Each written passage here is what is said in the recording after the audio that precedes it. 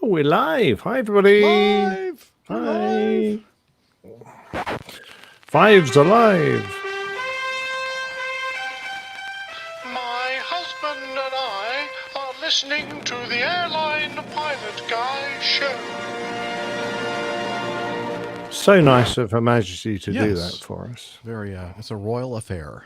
Yeah, I would have asked Harry and Meghan to give it a go, but I don't know. You couldn't catch them before they left? Well, yeah, there's not much point now because they're giving away their titles. Yeah. There you go. Hello, everyone in the chat room. Hi. Hey, Greg, if I had a preference, I would say the YouTube video and chat room is a little bit larger, more activity. But it's up to you. If you prefer being in the Facebook world, the Facebag world, go ahead. All right. Looks like we have, hello, the mayor of SQPN, Mike Kuipers, Greg Peterson, the big ass fan guy. And who else do we have here? We have StreamYard. Oh, no, that's not a real person. Gustavo Salents. Gus from Argentina. Hey, Gus. Oh, excellent. How you doing? How's life down there in Argentina? Have you caught the Wuhan flu yet? So it looks like we've got some good stuff on the show tonight. That can't be right. Good stuff on the show? Are you kidding me? Oh, what are you looking at? So. I don't know. I'm looking at the stuff that Liz did for us. Oh, okay. Not your stuff. Ah, okay. That makes sense, actually. Yeah. Okay, let's see here. Just for those of you who happen to be here right now, we are hello Thunder Duck, and Gail, Lucas Keller. We and Hillel. Hillel, are you? You need to get over here and get in the bathroom, right? For the end of the show. You have 3 hours, man. What was I going to say? Oh, just Nick and I for the first half-ish part of the show, and then the lovely Dr. Steph, the lovely, intelligent, and accomplished Dr. Steph will be vivacious, joining us, talented, talent on loan from God, like Rush Limbaugh. She'll be joining us about the hour and a half point, about 2:30ish. We're hoping. So, and then Dana had some conflicting things going on, so he will not be with us today. Okay. So, just a couple of questions. Yeah. I don't know an awful lot about TSA. When I heard TSA was shutting down, I assumed it was the guys that do security. I'm like, what? Whoa. That can't be right. You guys giving up on the States Airlines. It's a small little regional carrier, right, based in, I think, St. Louis. I think they started flying out of, and they're the ones that have the call sign, if I'm not mistaken, water ski. Oh, okay. And don't think I've ever heard that. Liz is doing her motorcycle. The motorcycle, no. yeah. Okay, I don't know. That doesn't. Okay, I see now. She has her arms fully extended. Yeah, water ski, and they were. I think they're based in Salt Lake City. No, St. Louis. And I think they originally started flying from St. Louis to Lake of the Ozarks, which is a popular spot for recreation and that kind of thing. And sounds good. So, yeah, that's how they started. But anyway. And the other question I was just going to chat with you before we go live, sure. I'll go on anyway, is vertical visibility, that thing from Michael. Yeah. Where he's saying the Aussies are introducing vertical visibility. Now, I guess it's just vertical visibility with relation to smoke, because we've had vertical visibility in our actuals for years. So, have you not had them in yours? I don't recall ever, or I don't think it's like a common thing that's in every Yeah. No, it's usually when it's Like if you have foggy. smoke, and then I think I've seen it before. Yeah, it's usually when So- fog obscures the cloud, so you can't Yeah. actually see where the cloud is. So Yeah. they give you a vertical visibility. Instead of a ceiling, they just give you. a Yeah, vertical but I didn't visibility. think it was a new thing. But perhaps they've started doing it for smoke rather than just Yeah, fog. honestly, let me look at that because I really don't remember. I didn't do as much prep as you have, apparently. I remember seeing that's the first item in the feedback. BOM.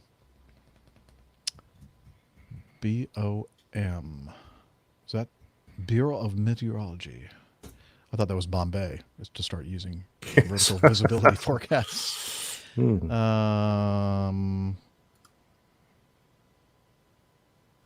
Yeah, an interesting thing. I was just reading a couple of hours ago. I guess the preliminary report on the Coulson is out, and one of the first things that I read in that report was the fact that the cockpit voice recorder wasn't working Oh, at yeah, the time of the yeah. accident. In fact, it hasn't worked since the airplane was in Australia, like in November of last year, and they're trying to figure that one out. America, you mean? What wasn't in America? The last, I thought the last recording they had was from an American. I'm saying it has not worked since they've been in Australia. Yeah, I gotcha. Yeah. In November. So very odd.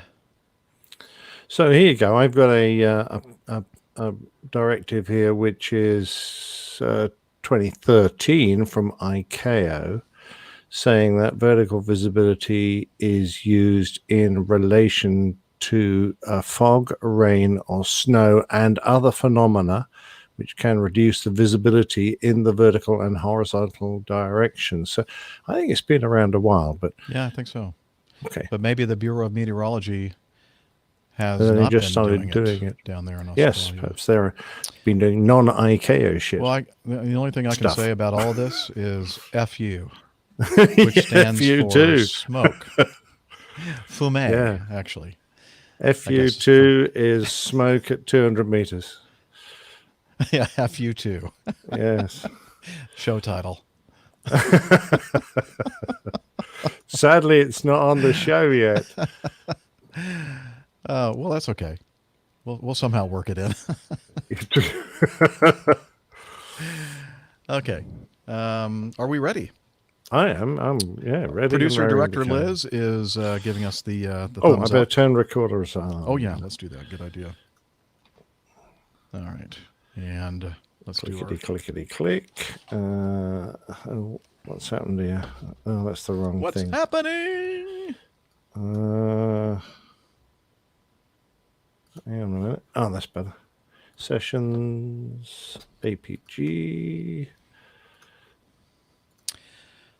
And if you're wondering about why I'm so dressed up today, I don't even know if you can tell because it's all black. I'm wearing all black, and I have pretty much worn all black most of the week because for some reason, people are just dying to hear me sing.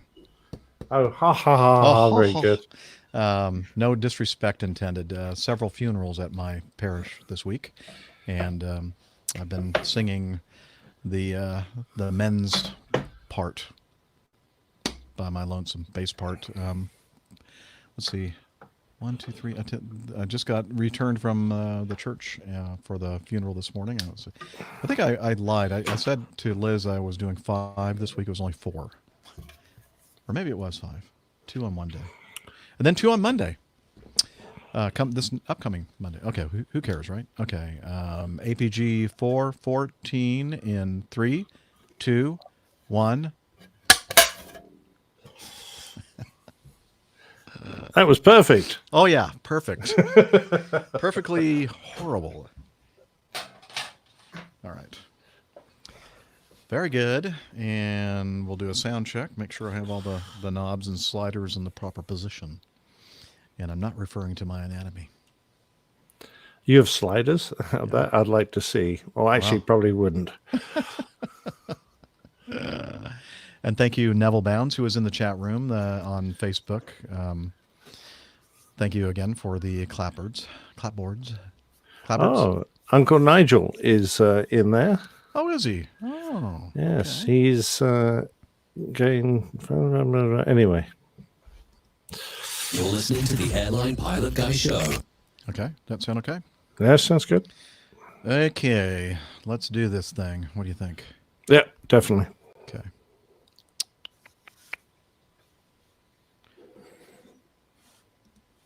You're listening to the Airline Pilot Guy Show.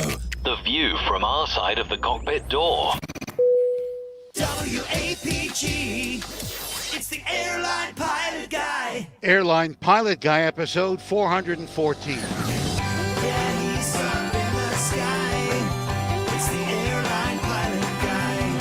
Hello, you're listening to the Airline Pilot Guy Show, the view from our side of the cockpit door, with your host, Captain Jeff, broadcasting live from Studio 1A at APG headquarters in Roswell, Georgia.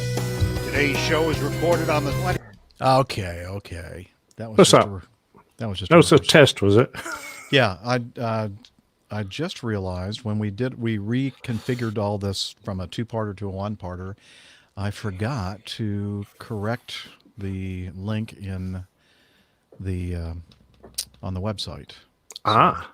Apologies to Nigel for that. So let me, just in case anybody else uses that to get here, let me do a quick correction or quick update. Dun, dun, dun, dun. And for those who are wondering, Yes. Achtung, Spitfire. A very nice Kentish ale. Oh, I see. Okay. Because I don't see your, I don't have that screen up, and I'm going, what is he talking about? Glug, glug, glug, What glug, the glug. heck is he talking about? APG on YouTube.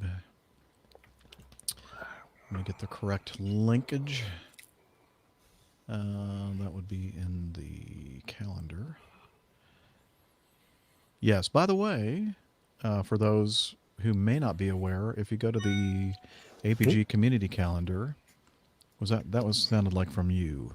Yeah, it was. Okay. I'm just going to silence it. In the APG community calendar, we have the links for the YouTube and the Facebook streams. So if you come to a dead end, as Nigel did, that's always an option. Okay, so because that's where I am right now, copying the... Oh, I see. Okay, let's get rid of this.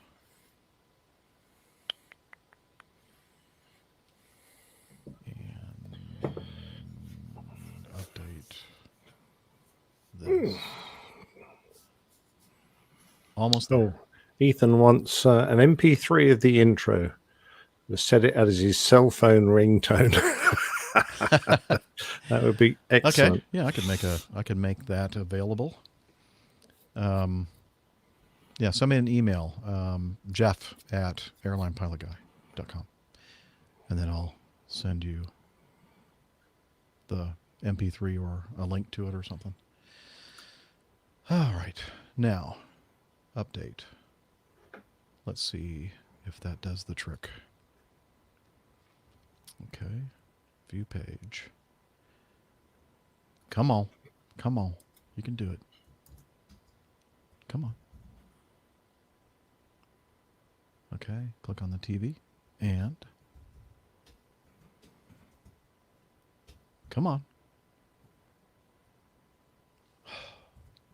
Why is it not reacting? Not doing anything. Uh-oh. Well, that's no good. Edit page. What happened here?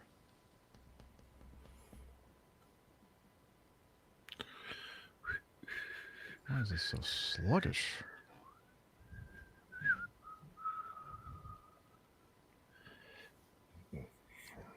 Ah, I know what the problem is.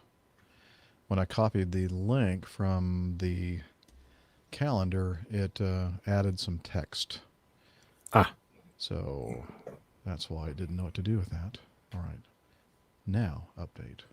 By the way, I saw a great tweet earlier today with a guy with a Norton antivirus disc strung around his face because he was worried about I the love this. I coronavirus. wonder if that's going to work. Yeah. Okay. Hey, that worked. Okay. that page on our website is updated. So there we go. So now back to the show. Back to the show. There's so many darn windows here on my machine. I just don't know where to go. You need one of those ultra wide monitors that you can put like 10 windows on. I do have one over there on my desk, but the problem is I think the camera I'd be like staring up at the camera. It'd be like too high. But I don't know. Maybe I'll experiment with that. Okay. Where is Captain Jeff? Here it is. Okay, new comments. All right. There we go. It's all fixed, Nigel. But you're already here, so it doesn't matter. Yes. It's a moot It's point. a complete waste of time. Yeah, it was a complete waste of time. Is Micah here yet, though? He uses that, I know. And he'll let us know when it's not. Yeah, so whenever he shows up, he'll appreciate the fact that I updated it. Okay. Oh, look at that. There goes the neighborhood. Uh-oh. Pip's just arrived. Oh, damn. Didn't he get the memo? Scott here. Hello? You still Hello. Huh. For some reason, it like dropped out. Anyway. Okay. Let's go to Audition. And do this. And let's try this again. I'm going to reset. And now. You're listening to the Airline Pilot Guy Show. The view from our side of the cockpit door. WAPG. It's the Airline Pilot Guy. Airline Pilot Guy, episode 414. Yeah, he's up in the sky. It's the Airline Pilot Guy. Hello, you're listening to the Airline Pilot Guy Show, the view from our side of the cockpit door, with your host, Captain Jeff, broadcasting live from Studio 1A at APG headquarters in Roswell, Georgia. Today's show is recorded on the 28th of February 2020.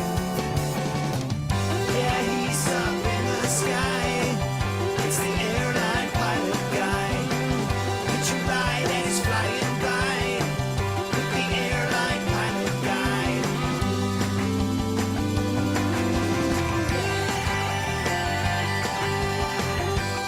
In today's episode, a homemade rocket crashes, killing Mad Mike Hughes.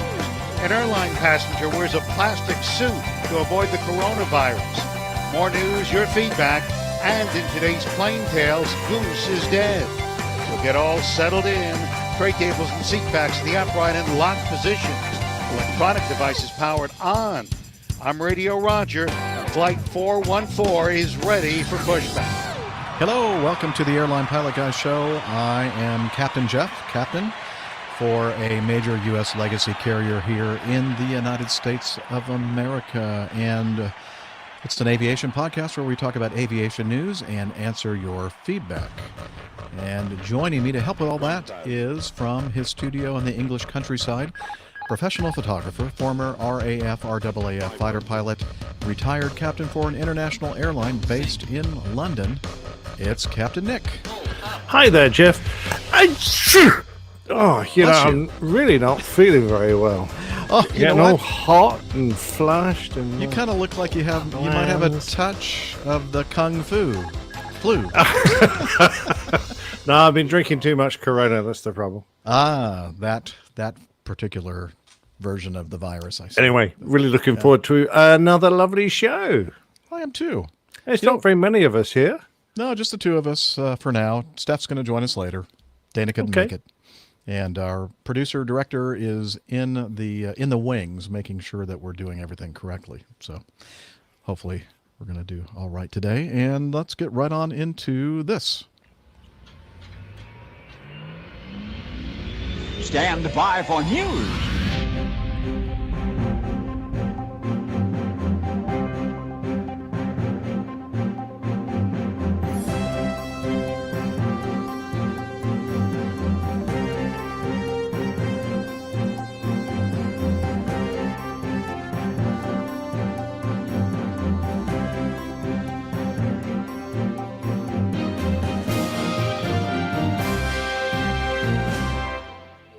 From up in Canada, from the cbc.ca website, a Harbour Air float plane was damaged when a person attempted to steal a Sea Air plane and then crashed into two Harbour Air planes at the Harbour Flight Center Seaplane Terminal in Vancouver early Friday morning last week.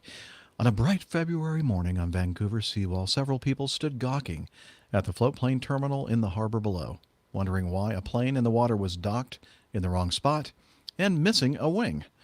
The right wing of the Sea Air float plane had been sheared off at the base. The de Havilland Beaver was floating backwards at another company's dock, its severed wing nowhere to be seen. I'm wondering where the wing went. It's probably at the bottom or somewhere, said Bob McKnight, who made a special trip to the seawall after seeing photos online of the hamstrung plane. And he said, it's not often that you see a wingless beaver. Nice Show title. beaver. Show you show messed- title. Wait a minute, you just messed it up for me. There goes my whole joke. Oh, Okay. go on then. Have Here another we go. go. Try again. It's not, what does he say? It's not often. Here we go. It's not often you see a wingless beaver. Nice beaver. Thank you. Bam. Oh, Anyway. dear. I didn't know beavers flew anyway. So This one did. flying Or, beavers. actually, no, it actually never got airborne, I don't believe. I think they just taxied it into some other seaplanes at the harbor. I saw the pictures. Did a lot of damage. Yeah. I mean, was this guy seriously trying to steal it, or was he just taking it for a crash ride, a joy ride? Was he just a I don't know hooligan? if they know for sure. Liz and I were talking about this yesterday, and she looked for an update on, what the deal was regarding this, and that they don't seem to know yet. I guess the investigation is still in progress. I don't know. No, Very just, strange. I mean, it's just we've had a few of these. I'm just wondering whether it's a copycat. Could be like the one up in Seattle, where the guy took a ATR. What was it? An ATR 42 or 72 or something like that. Or Well, was it he a- actually got airborne. He was He an got airborne, engineer, yeah. wasn't he? I think. And he then was we had that teenager crash one and taxied one around and crashed Yeah, it. seems to be a thing. King Air. Yeah. Yeah, there Oh, seems to well, be I a don't know. spate of them. Don't know what's going on, but I'm sure that Liz will update us when we have something from the Canadian news agencies regarding this thing. Anyway, Well, I must admit, I've always wondered why aeroplanes aren't harder to start. yeah, Why there isn't a key. And I know we make a joke about it every now and again, about having the master key and the captain carries a special key ring on him. But quite honestly, the only airplanes that normally need a key to get going are the least expensive. As they go up in price, it becomes simpler and simpler to steal one. I think that perhaps part of the problem now is with the flight simulation systems on PCs, like Microsoft's what is it called? Flight sim? Flight Sim and X-Plane and Yep. a couple others out there. They're so darn realistic, and Oh, yeah, manuals absolutely. are available out there for people to figure out how to start up jet engines and turboprops and that kind of thing. I'm wondering if that's maybe the reason why we're seeing more of this kind of thing now. Whereas, Well, it certainly in the enables past- them. It enables them to do it, but the aircraft manufacturers haven't really, addressed it in any form or manner. So Right. they just rely on airport security to keep the wrong people out of the cockpits, and that's obviously not infallible. That is true. Yeah. True. It's true. Moving on to B. Now, we've talked about this guy, Mad Mike Hughes. Truly mad. He is the dude that made his own rocket, steam-powered rocket. Yeah, I'm still trying to work out how you power a rocket with steam. I guess you just build up enough pressure and let it go woof. I guess. I don't know. It doesn't look like it's big enough to have a boiler on board, so it must preload the steam into a Yeah, under tank and huge then pressure. climbs in it and then and lets it go. Well, he has finally left this life on Earth because let's see, when was this exactly? Was it last week? I'm not sure. A U.S. Daredevil pilot has been killed during an attempted launch of a homemade rocket in the California desert. Mad Mike Hughes, 64, crash landed his steam-powered rocket shortly after takeoff near Barstow, California, on last Saturday. A video on social media shows a rocket being fired into the sky before plummeting to the ground nearby. And you can watch the video if you want to see this strange person attempt rocket flight. Now, the thing that's really odd to me, he kind of allied himself with the group of folks who claim that the Earth is flat. Yes, if you're just now hearing this piece of information, ladies and gentlemen, the Earth is not flat. It's round. It's spherical. Anyway, I'm thinking, so like one of the, I think, first flights that he did got up to like 1,800 feet or something like that. And I'm thinking, why doesn't he just rent a Cessna 152 or a Piper or something and go up, and you get up to what, 10, 12,000 feet in those darn things? Oh yeah, Much higher than absolutely. his rocket. Yeah, but you really need to get up above 35,000 feet to actually prove to yourself that the Earth's horizon is curved. True. And even then, there are a lot of people who say, "Well, we said it was flat. We didn't say it wasn't a disc."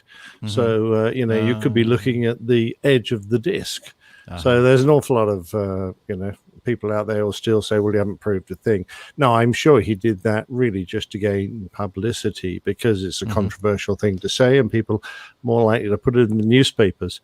They can't have been cheap building his rockets. They certainly look reasonably well constructed. And I think it's great that he was an amateur, but the fact that he was launching himself and not just launching the rockets for fun just perhaps smacks of a little bit too much enthusiasm.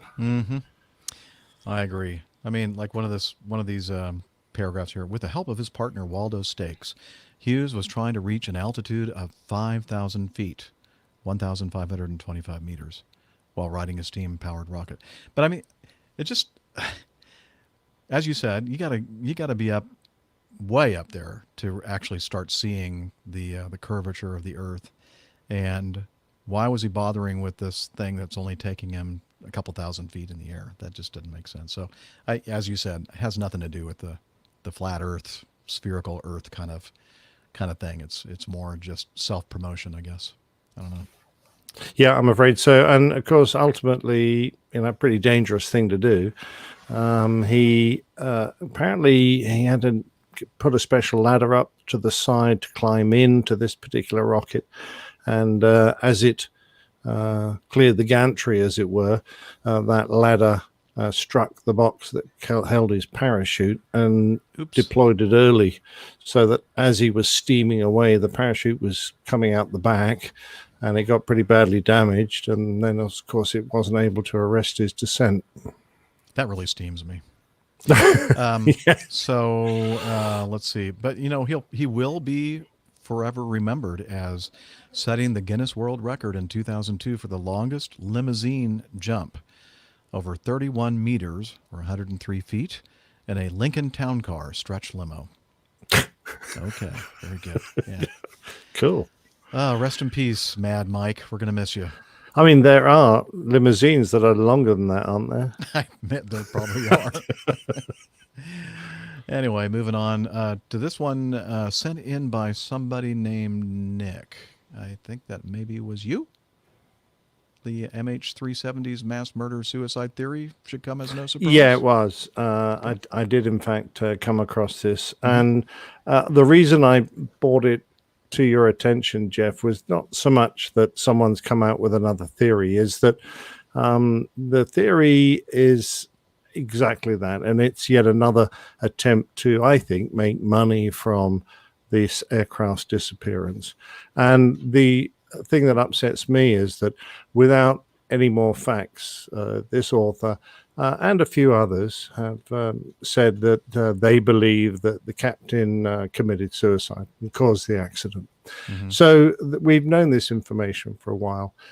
So nothing new has come out to support this. It's only a theory.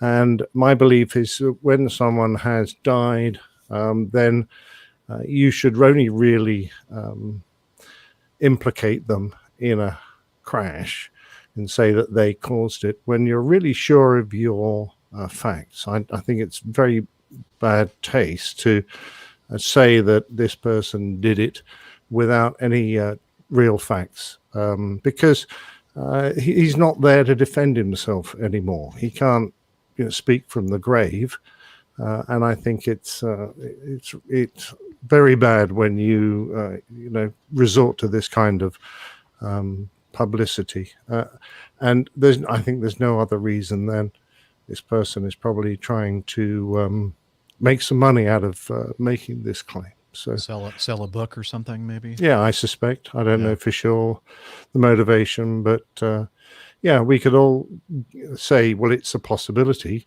but I think to firmly point the finger and make the claim is not good. No, not at all. I agree with that. Anyway, if you want to read this article, we'll put that in the show notes, ITSN. Moving right on to the next item in the folder here. Now, when I saw this piece of news, and I can't remember exactly, was it via Twitter or I don't recall, actually. Maybe it was via our feedback email. But this was sent in by one of our listeners, States Airlines shutting it up. But the title was TSA shutting down. I'm thinking, huh? Hey, yeah, at last. Well, it's not the most efficient, system that we have here. And I thought, that's interesting. Haven't heard about that in the news. But it turns out that TSA, in this case, is States Airlines, based in St. Louis, I believe. Call sign Waterski for those of you out there who are pilots or enthusiasts listening to liveatc.net and such. And it turns out that they are going to be shutting down by the end of 2020 because of shifts in flying and contracts for major airlines and stuff like that just kind of drying up, disappearing, and other regionals kind of taking their flying from them. So they're closing the doors, which is not a good thing. But at least for the pilots for the airline, I wouldn't imagine that they'd have a difficult time finding employment elsewhere, especially because we're still in the midst of this pilot shortage, if you want to call it that. And of course, now with the latest in the news regarding the coronavirus, and it's kind of shaking the whole world right now, who knows exactly how that's going to affect the airlines. We're going to have one of our APG community members, Nigel, talking about that in our feedback section today. And so we'll explore that a little bit more. But I don't think in this case it had anything to do with the virus in other parts of the world. No, but I certainly think that job prospects around the States for a regional, I think, will probably remain strong and good. But there are places in the world where there's going to be quite a large dip in employment, and it's not going to be good for people looking for jobs in the short term. Right. Certainly, things will pick up again, but for the next few months, if you're unemployed, it's not ideal. Nope. Not ideal at all. So, well, there you have it. The other items that we have remaining in our news folder, we're going to cover when Dr. Steph is with us. So that means that we can go ahead and shift right on to our little chit-chat section, getting to know us. And I'm pressing the button and nothing is happening. There we go.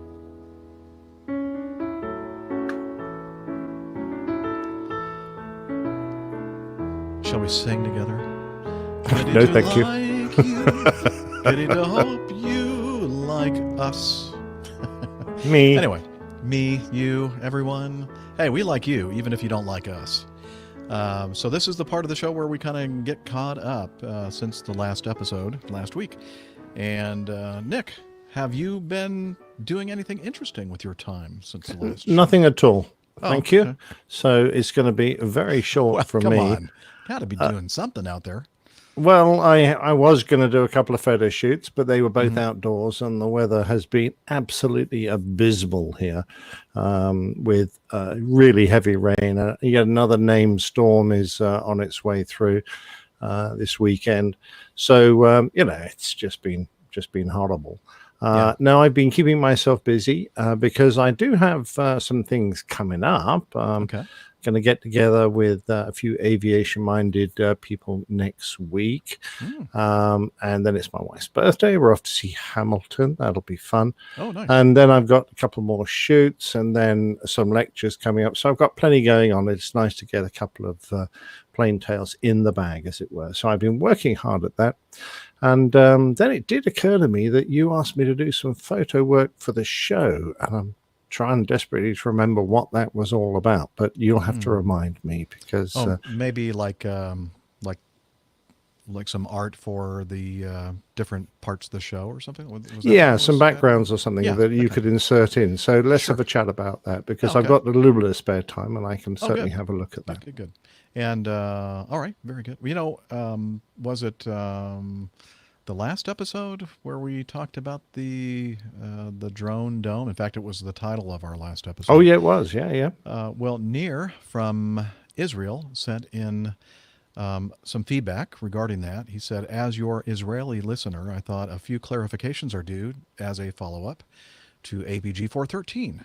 Rafael is Israel's second or third largest defense company. It was originally a government defense R&D agency, but back in 2002, it was incorporated as a limited company, somewhat similar to a U.S. incorporation, or INC. In the defense space, they have a product line similar or complementary to Raytheon's in the USA, and in fact, they do run some joint programs. As to the Rafael.co.il, the co.il suffix, the il indicates an Israel-based company and is similar to the UK's co.uk or India's co.in. So that's an interesting website address because you would normally expect a company that wanted international business to have .com or something similar, rather than making it country specific, because it's something you normally do if you're only looking to trade your company inside, say, Israel in this case. But anyway, just a point. The nice thing is, though, it spells coil. So, Rafael Coil. I know it has nothing to do with the company, but I just thought I'd throw that out there. Okay, some of you may be familiar with, is it Rafael or Rafael? Rafael. I would have to defer to you on that. I'm not sure. I don't know either. Their range of missiles, but in recent years, their Iron Dome system has become well publicized for successfully intercepting rockets being fired from Gaza at our southern cities. Riding on the dome's success, they have come up with the Drone Dome name. So that's pretty cool. So it's kind of an off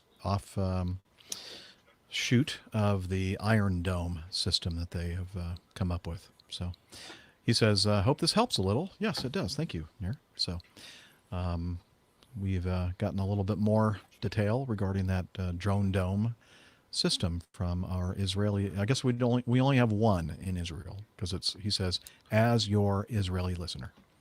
Hillel says Raphael. Raphael. Okay, thank you, Hillel. Now get back in the bathroom. He's typically texting from the toilet again, isn't he? I guess he is. Let's see. Oh, and Nick. Greg. What have I done?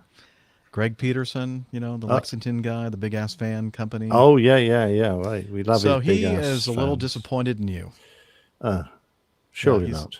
He says, I was listening to episode 413 yesterday, and Texas Anlashok was talking about a Carillion YT 1300 freighter. The Millennium Falcon is a Carillion YT 1300 freighter. Duh. Oh, okay. I added the duh. He didn't put that in there.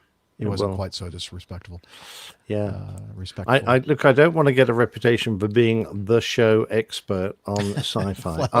I have an interest, but I'm not an av geek or a sci-fi geek in the same way as I might be considered an av geek. Okay.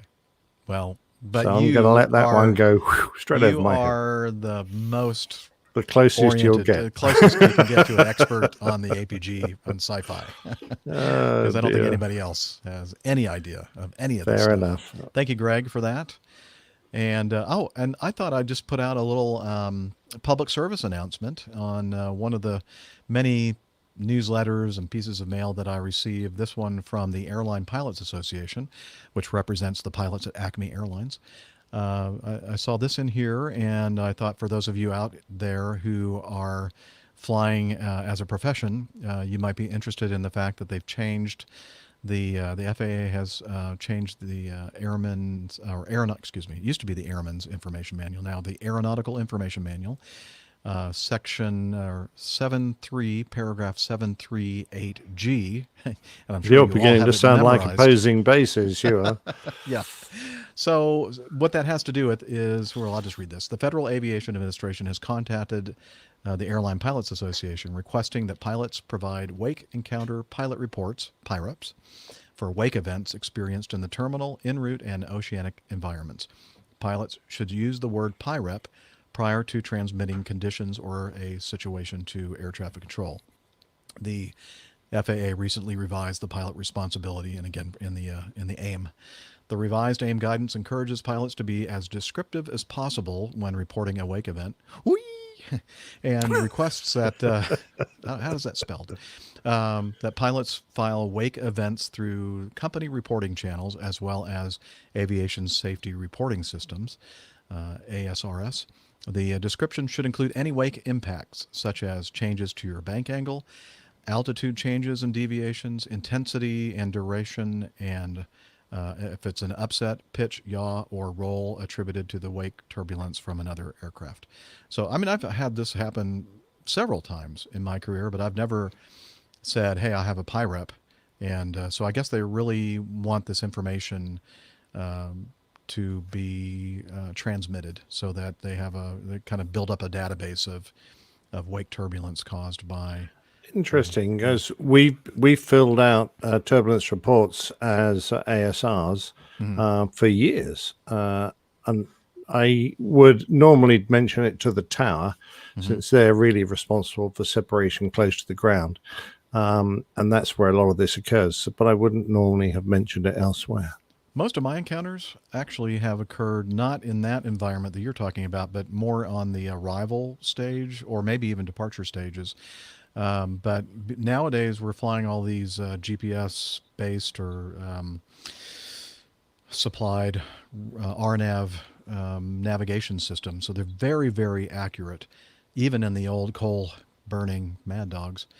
And we're now flying in the exact same space as every other airplane. So the preceding airplane is like right there. Now, of course, the vertical part of it that may vary quite a bit, but the actual lateral version of our navigation is extremely precise these days. And if you're in a situation where the wind is not very strong or even non-existent, that's when I end up encountering wake turbulence from the preceding aircraft. And in that case, I'll usually say something like, if it's persistent, usually it's just a brief encounter. Maybe the wings start rolling a little bit, and sometimes it even kicks off the autopilot. I might say to the air traffic controller, I'd like to offset like a mile to the left or a half mile to the left or whatever, or right, depending on which way the wind is blowing. And they'll usually ask why, and then I'll say, it's because I'm getting a lot of wake from the guy ahead of us. So, but yeah, and then departure, sometimes same thing.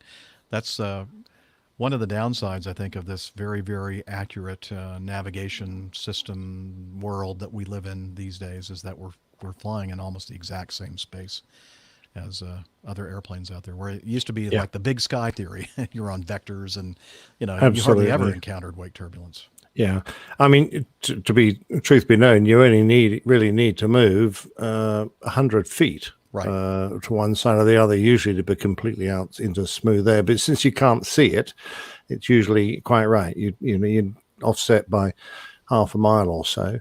We happen to build in, a lot of countries are building in offsets as standard procedures. I know across the Atlantic they are, and other countries insist on it being a requirement. And that's more for collision avoidance than just weight turbulence. But certainly weight turbulence is a good enough reason to want to offset. That's for sure. Yeah, absolutely. Okay, so we kind of took care of a couple of corrections from our listeners, and I think now we've just eked above the 50%.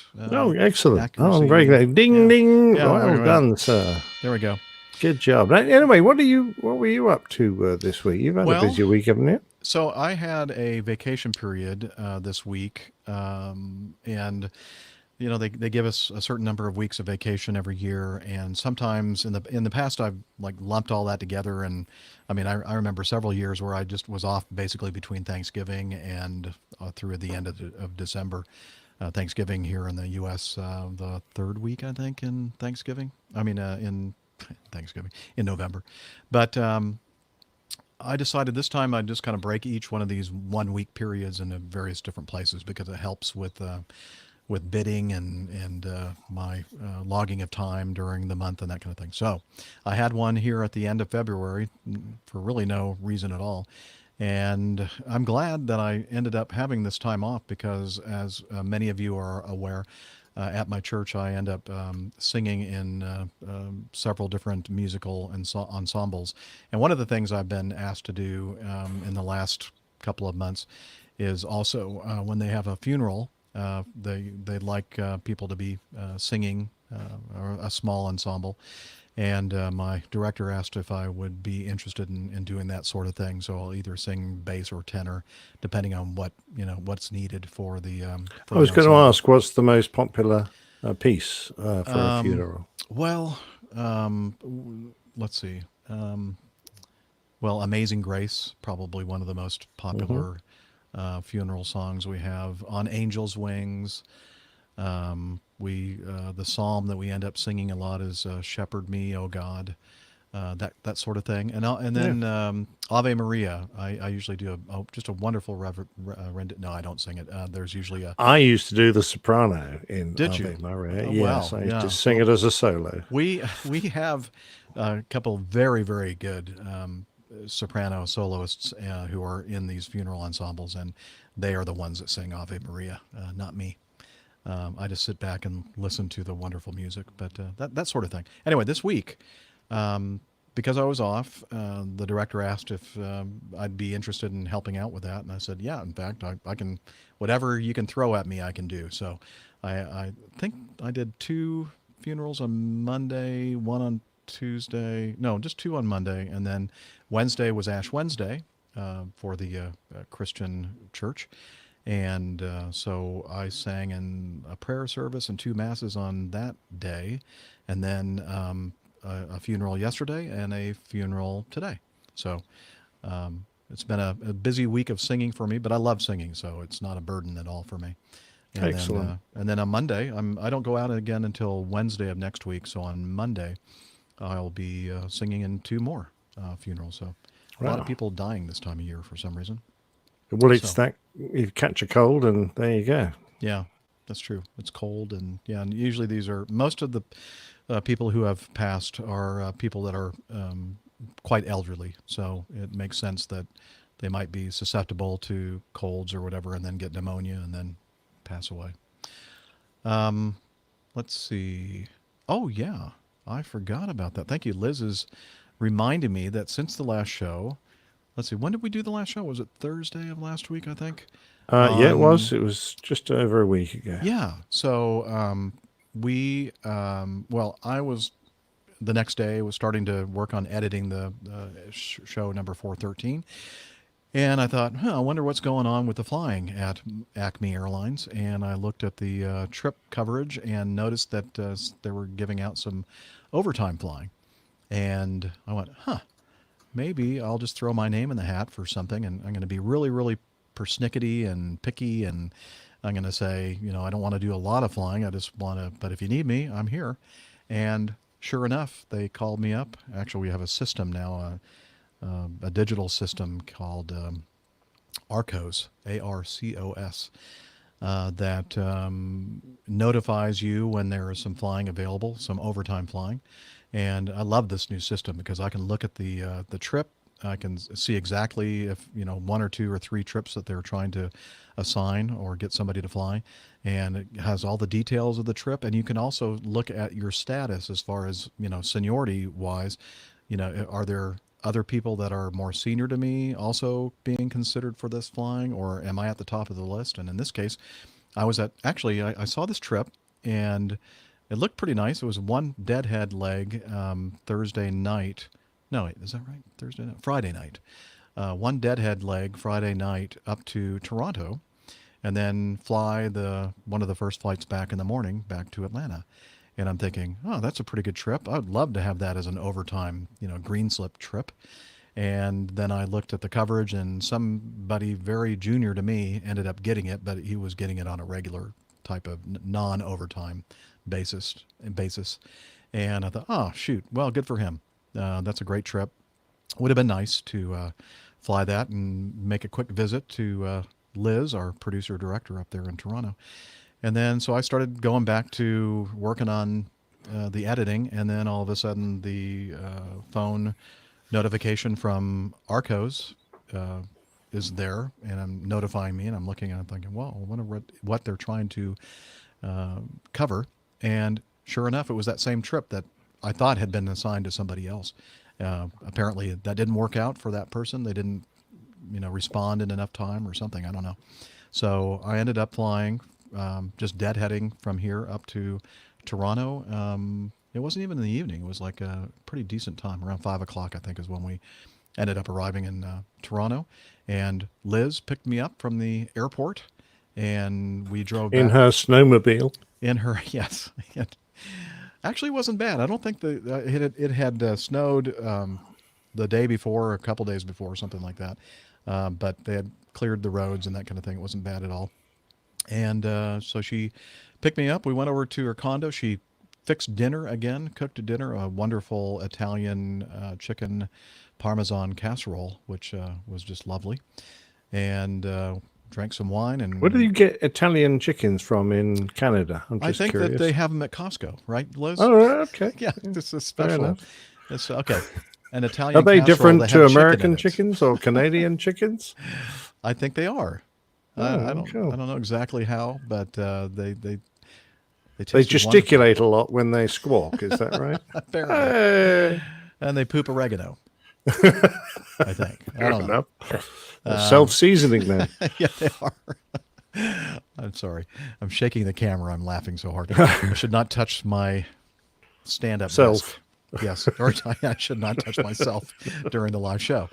Anyway, so it was great. We had a great time talking about this and that. And oh yeah, one of the things we were talking about is you're fired, Nick. Sorry, I had to do it on the show. Well, that's okay. I could do with some time off. Yeah, right.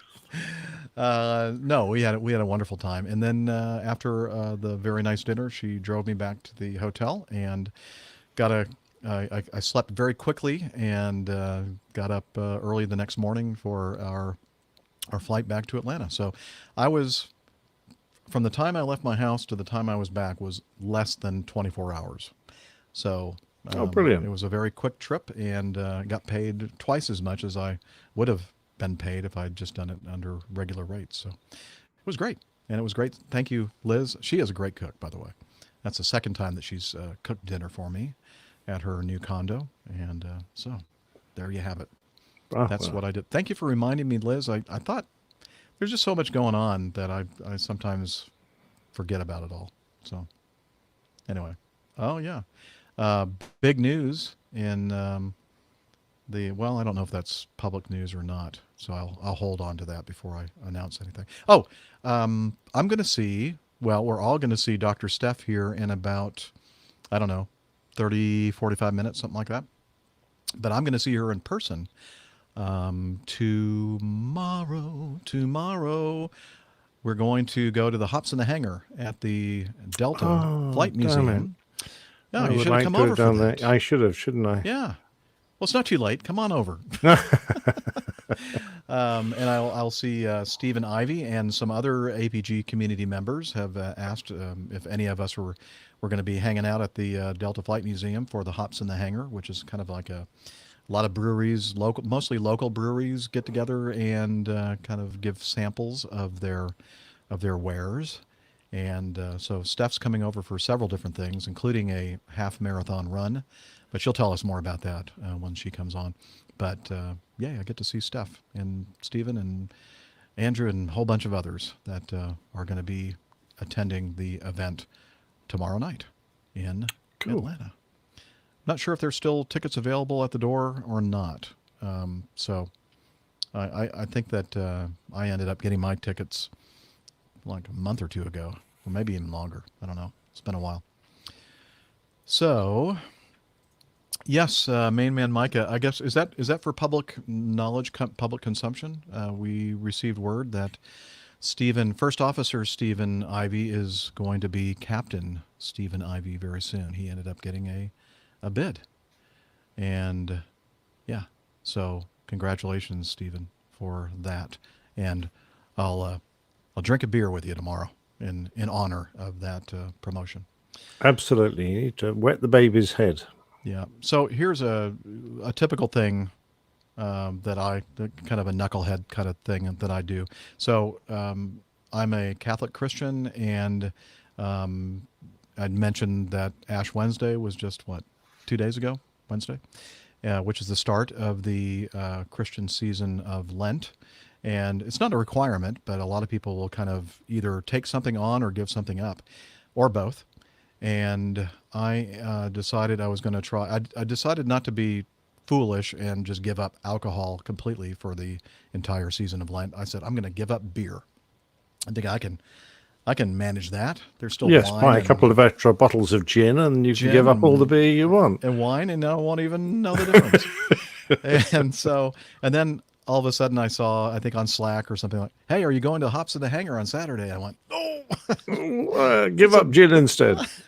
Yeah, so I thought, okay, I'm going to give myself an exception, just one exception at this time for Saturday night. So I will be drinking beer, but you kind of consider that it's after sunset, and it's actually the next day, and Sunday's a feast day. So a lot of people will say, yeah, you can after sunset. It's Lent, not Ramadan. Well, I know, but it's kind of a Jewish tradition, actually, and Muslim tradition, that at sunset it's basically considered the next day. So. Oh, okay. Yeah, that's the way I'm going to talk or rationalize it. I'm also giving up meat and I poultry. don't think St. Gregory, or whoever it was that founded the Gregorian calendar, thought it worked that way. Well, I don't know. I have not talked to Greg, St. Greg. Was he another big-ass fan man? He might be, yeah. Could be. So anyway, I'm also giving up meat and poultry for the entire 40-ish days. What, even Italian chicken? Even Italian chicken. So I'm glad I had a chance to eat some of that good stuff over at Liz's place. So, yeah, we'll see how all that goes. I'm not usually very successful at any of these things that I've decided to give up, so we'll see. But anyway, that's kind of it. Thank you again, Liz, for the hospitality. It was good seeing you in person.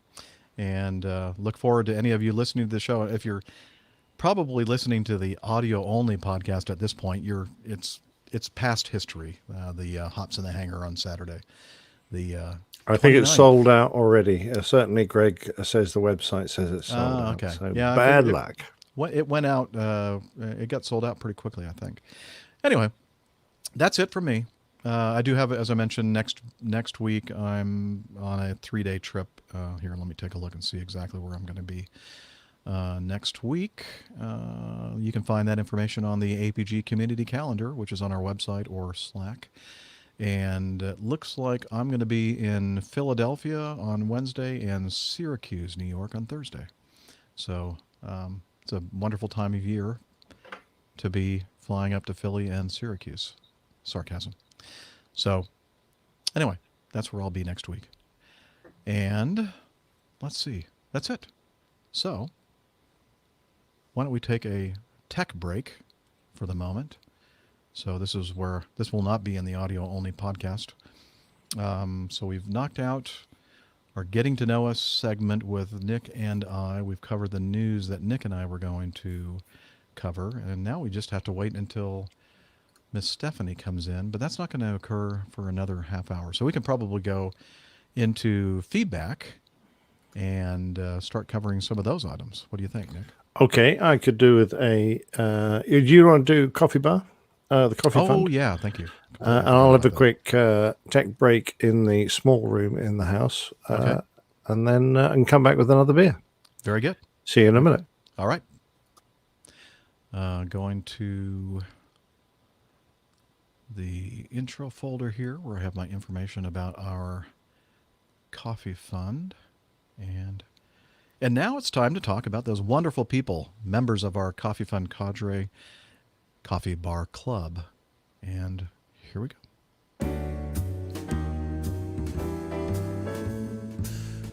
Johnny, how much more coffee? No thanks. I love coffee, I love tea, I love the APG community. Coffee and tea, and the Java and me. A cup, a cup, a cup, a cup, a cup. Oh, yeah. That is the Jeff Smith singing the Java Jive for our Coffee Fund folks. And a couple of different ways that you can join the club. Information about it over on our website. The first is the Coffee Fund Classic method, and since the last episode, we have a couple of recurring donations from Vigner Ornguanason. He needs to send him feedback and pronounce his name so I can do it correctly. I'm sure I'm butchering that. And Jason Coutens. So thank you, both of you, for doing the Classic Fund, or the Classic Method. And also, we have Patreon. And if you want to become a patron of the show, as Brian Hancock, I'm thinking, Hancock, I don't know. Haneck, a new producer. Yay. Thank you, Brian, for becoming a patron of the show. So, if you want to join these wonderful people, please head over to airlinepilotguy.com/coffee. And there, you'll get instructions on how you can become part of the Coffee Fund.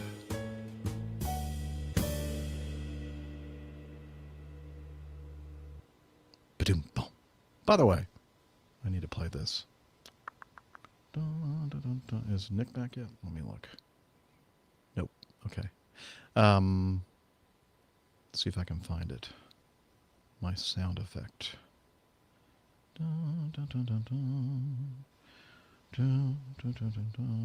I know it's maybe not there on my iPad, but I can find it right here. Ooh, Jeff's pet peeve.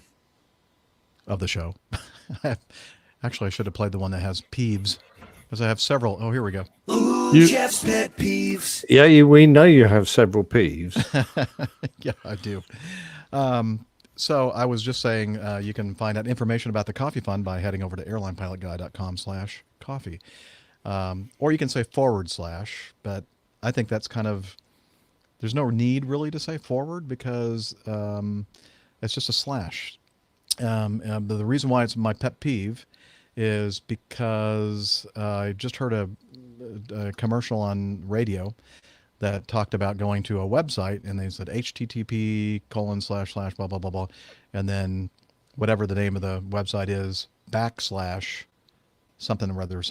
I'm thinking, no, it's not / unless you're using, if you're coding or you're doing some DOS, what do they call that? The command prompt kind of stuff. Now, some of the people listening to the show know what I'm talking about. I used to be able to write in BASIC, but I don't know about DOS. Well, in that case, when you were doing like directories and stuff, you did use a / all the time. Absolutely, yeah. But today we don't do that anymore. Or very few people end up doing that kind of command line prompt kind of stuff. So everything is a / or a /, not a /. So I'm thinking most people it probably went right over their heads and didn't hear it at all and understood exactly what the person was talking about on the commercial. But it's just like, it's one of those things that just sends me through the roof. It's not a backslash. Yeah, I know. Yeah. I have And what's problems. the quickest way to say www? Dub. There's got to Or be you know an what? easy way of You saying it. really don't even need to say that anymore. Most people don't even say www anymore, do they? No, They I don't say- think so. Like no. like when we talk about our site, we just say airlinepilotguy.com. I mean, Yeah, I think it's- most web browsers will self-address nowadays. So yeah. This is true. Anyway, you know me. I'm an old man. I have a lot of penis. excuse me, that's my spot on the show. Well, I know, the but old you're man okay. spot. Not quite as old as you, but I'm getting there. I'm only 3 years behind you, something like that. 3 or 4 years behind you. Yeah. Okay. Well, let's do this. Let me push this little button here that says feedback. Ah. Captain, incoming message. Well, thank you. Let's start with the first item in the feedback folder, which is from Michael or Michelle. What would you say, Nick? I think that's Michelle. Michelle. Okay. My bell. Michelle, my bell. Well, we're going to get a violation from YouTube for that. There you go. Oh, well. Hello, Captains Jeff, Nick, Dana, and Dr. Steph and Liz. With the recent bushfires in Australia, I thought you might be interested in this circular release. And it's from an Aeronautical Information Circular, BOM, Bombay, to start using vertical visibility forecasts. Oh, wait a minute. That's not right. BOM in this case stands for the Bureau of Meteorology. To help pilots flying in areas impacted by bushfire smoke, the BOM will provide information on VV, vertical visibility. The VV will tell pilots how much visibility they have above them and will be used at times when smoke is so thick that clouds cannot be easily seen. The forecast will therefore include vertical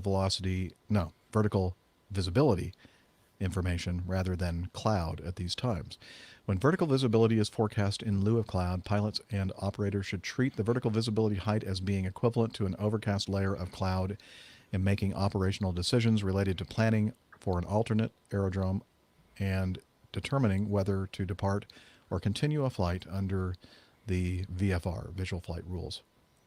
So they give an example here. Vertical visibility will be given in hundreds of feet using 3 figures in the following format. VVNNN, where NNN is height in hundreds of feet above aerodrome elevation. For example, 020 at 5 knots, 4,000 FU, VV010. I'm sorry. Interesting. Didn't mean to be so rude there. FU. Yeah, in this FU case, too. yes.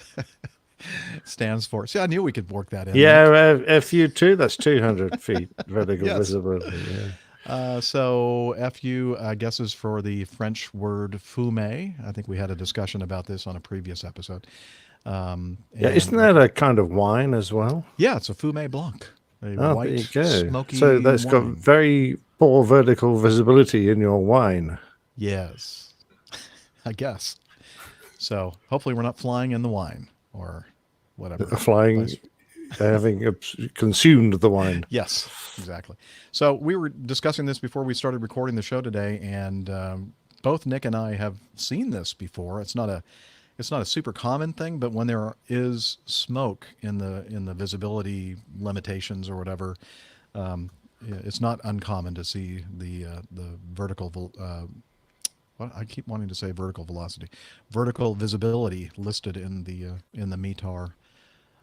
Yeah, I found an ICAO memo dated to 2013, which highlights the requirements for vertical visibility in METARs and species. So a special change in weather that has generated an additional actual. But I think the slight difference with this, well, let me just first of all say that in ICAO says that in METARs, you should provide vertical visibility, which has reduced your ability to see the lowest cloud layer.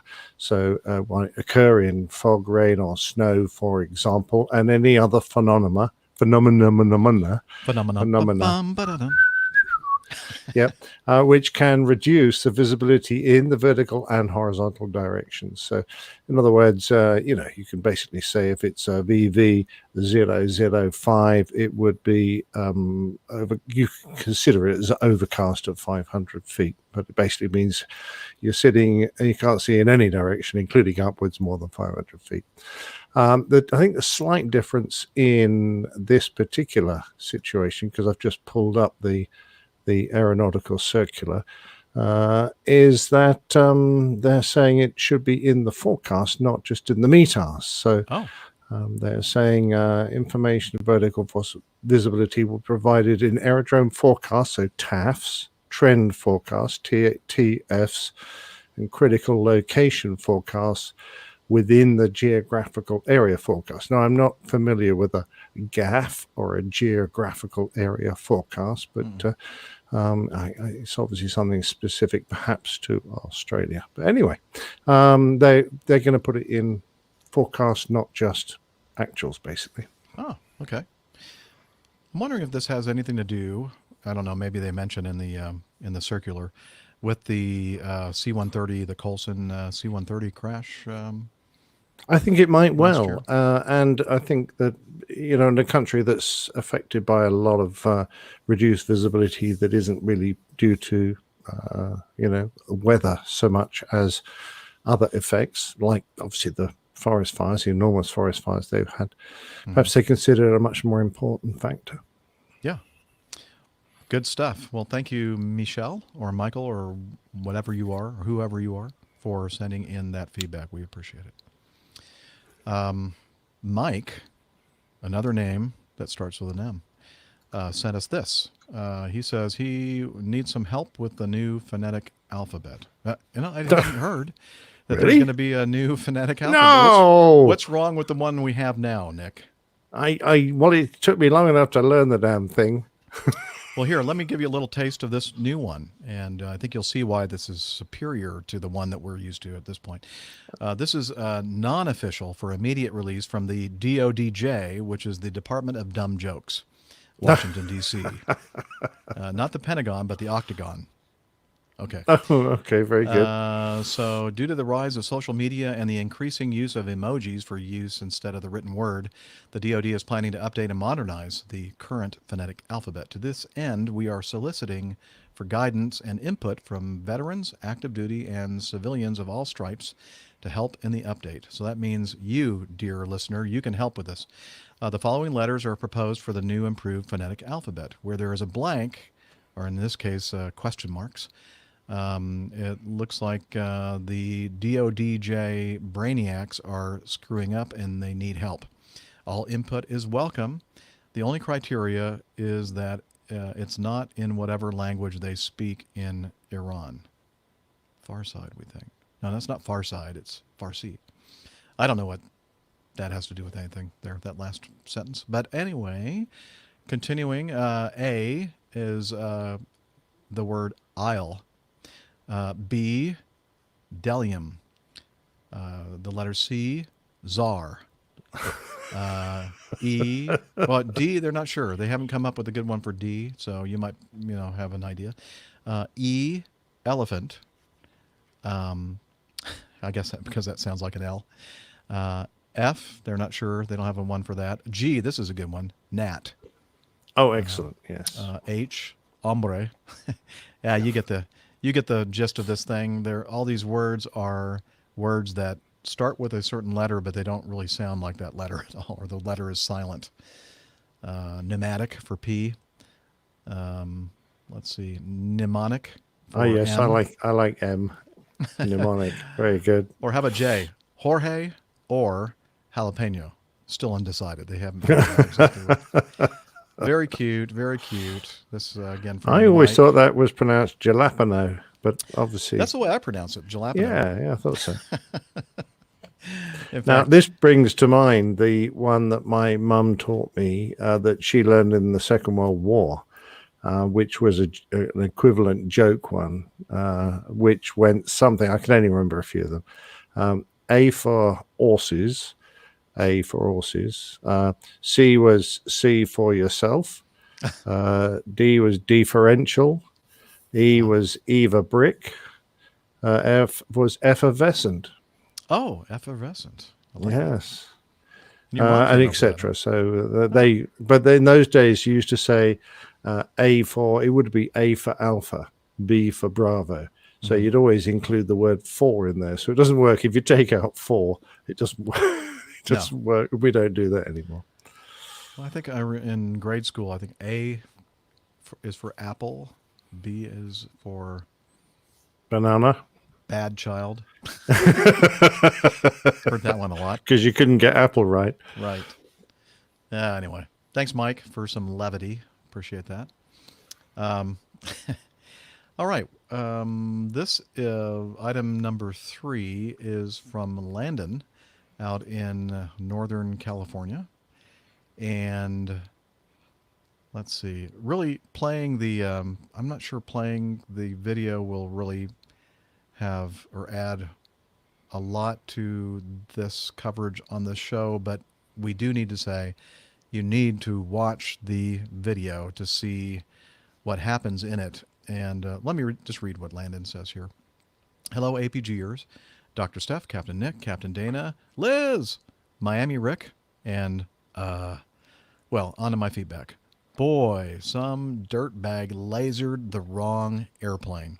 A California Highway Patrol GA-8 made down under. So we have heard of red lasers and green lasers, but blue? I didn't even know such a thing existed, let alone civilians being able to get their stinking hands on it. This is scary. In the link below, you will find a video of a dirtbag flashing a blue laser beam at a fellow brother and aviator in blue uniform, that is. Well, actually, it's more like a tan uniform, but you get my point. If you're from California, yeah, I think the police, the highway patrol officers wear brown or tan. But yes, this is preposterous. After talking to a very knowledgeable person about this incident, I learned that not many pilots out there are prepared with safety glasses outside of the red and green spectrum.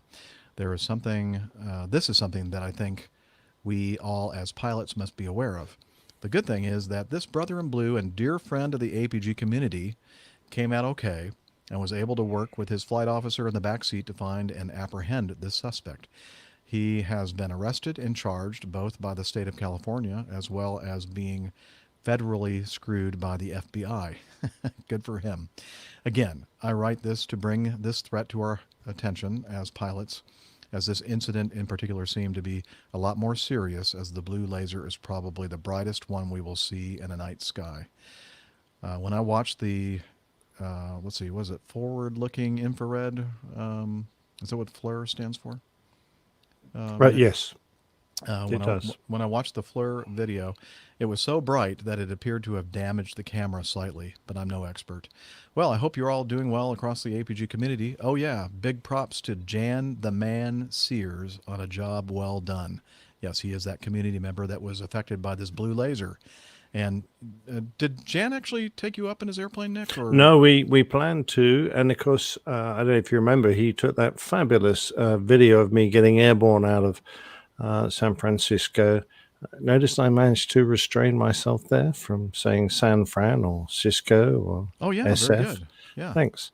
Yeah, which he then posted and sent me, a mixture of normal camera and infrared. It looked just fabulous, which he managed to do from his Jeep, Australian caravan thing flying around. Yeah.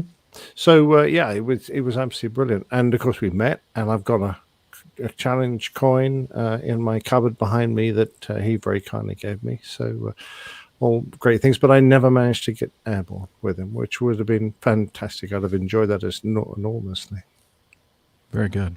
Now, in the chat room, we have Captain Nigel. Now, I do remember when he was flying the Jaguar, we were having a conversation one day, and he said, yeah, we've got laser range finding now on this Jaguar. And of course, if we turn it on and fly around with it by accident, we could end up blinding the civilian population because it's a very powerful laser. And what's more, it transmits outside the visible spectrum. So you wouldn't even know it was hitting you. You'd look up at the airplane and you could well cop an eyeful. So perhaps he will mention it in the chat room. We can go on to it a bit more. But pretty damn dangerous. I don't know if blue is a specifically more powerful or has more effect on our eyes than red or green. But I think red is reasonable. Green, I know, can be more powerful. And I don't know enough about lasers to be able to comment with any authority. Yeah, I think that the green and blue part of the color spectrum is a lot higher energy, or maybe tighter wavelength or something like that. I'm not an expert in this either, but I know that red is usually chosen for like easier on our eyes, like a lot of our instrumentation and that kind of stuff tends to use a lot of red, or used to anyway. Maybe not so much anymore. Maybe they decided that wasn't a good thing to do. I don't know. But yeah, very good. So let's see how he finishes by saying, big props to Jan the Man Sears on the job well done, and all of the California Highway Patrol officers that keep us safe on the road. Blue skies and tailwinds with Cavu days. P.S. Hey, Captain Jeff, long time no recognition. I gave him a bad time on the last piece of feedback that Landon sent in because he said hello to everybody but me.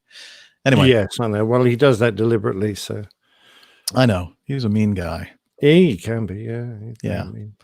Anyway, so job well done. Yes, we agree, Landon, that Jan did a great job handling that situation and apprehending that perp.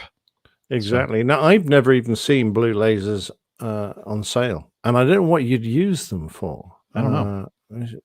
So not very common, I guess. Yeah. All right.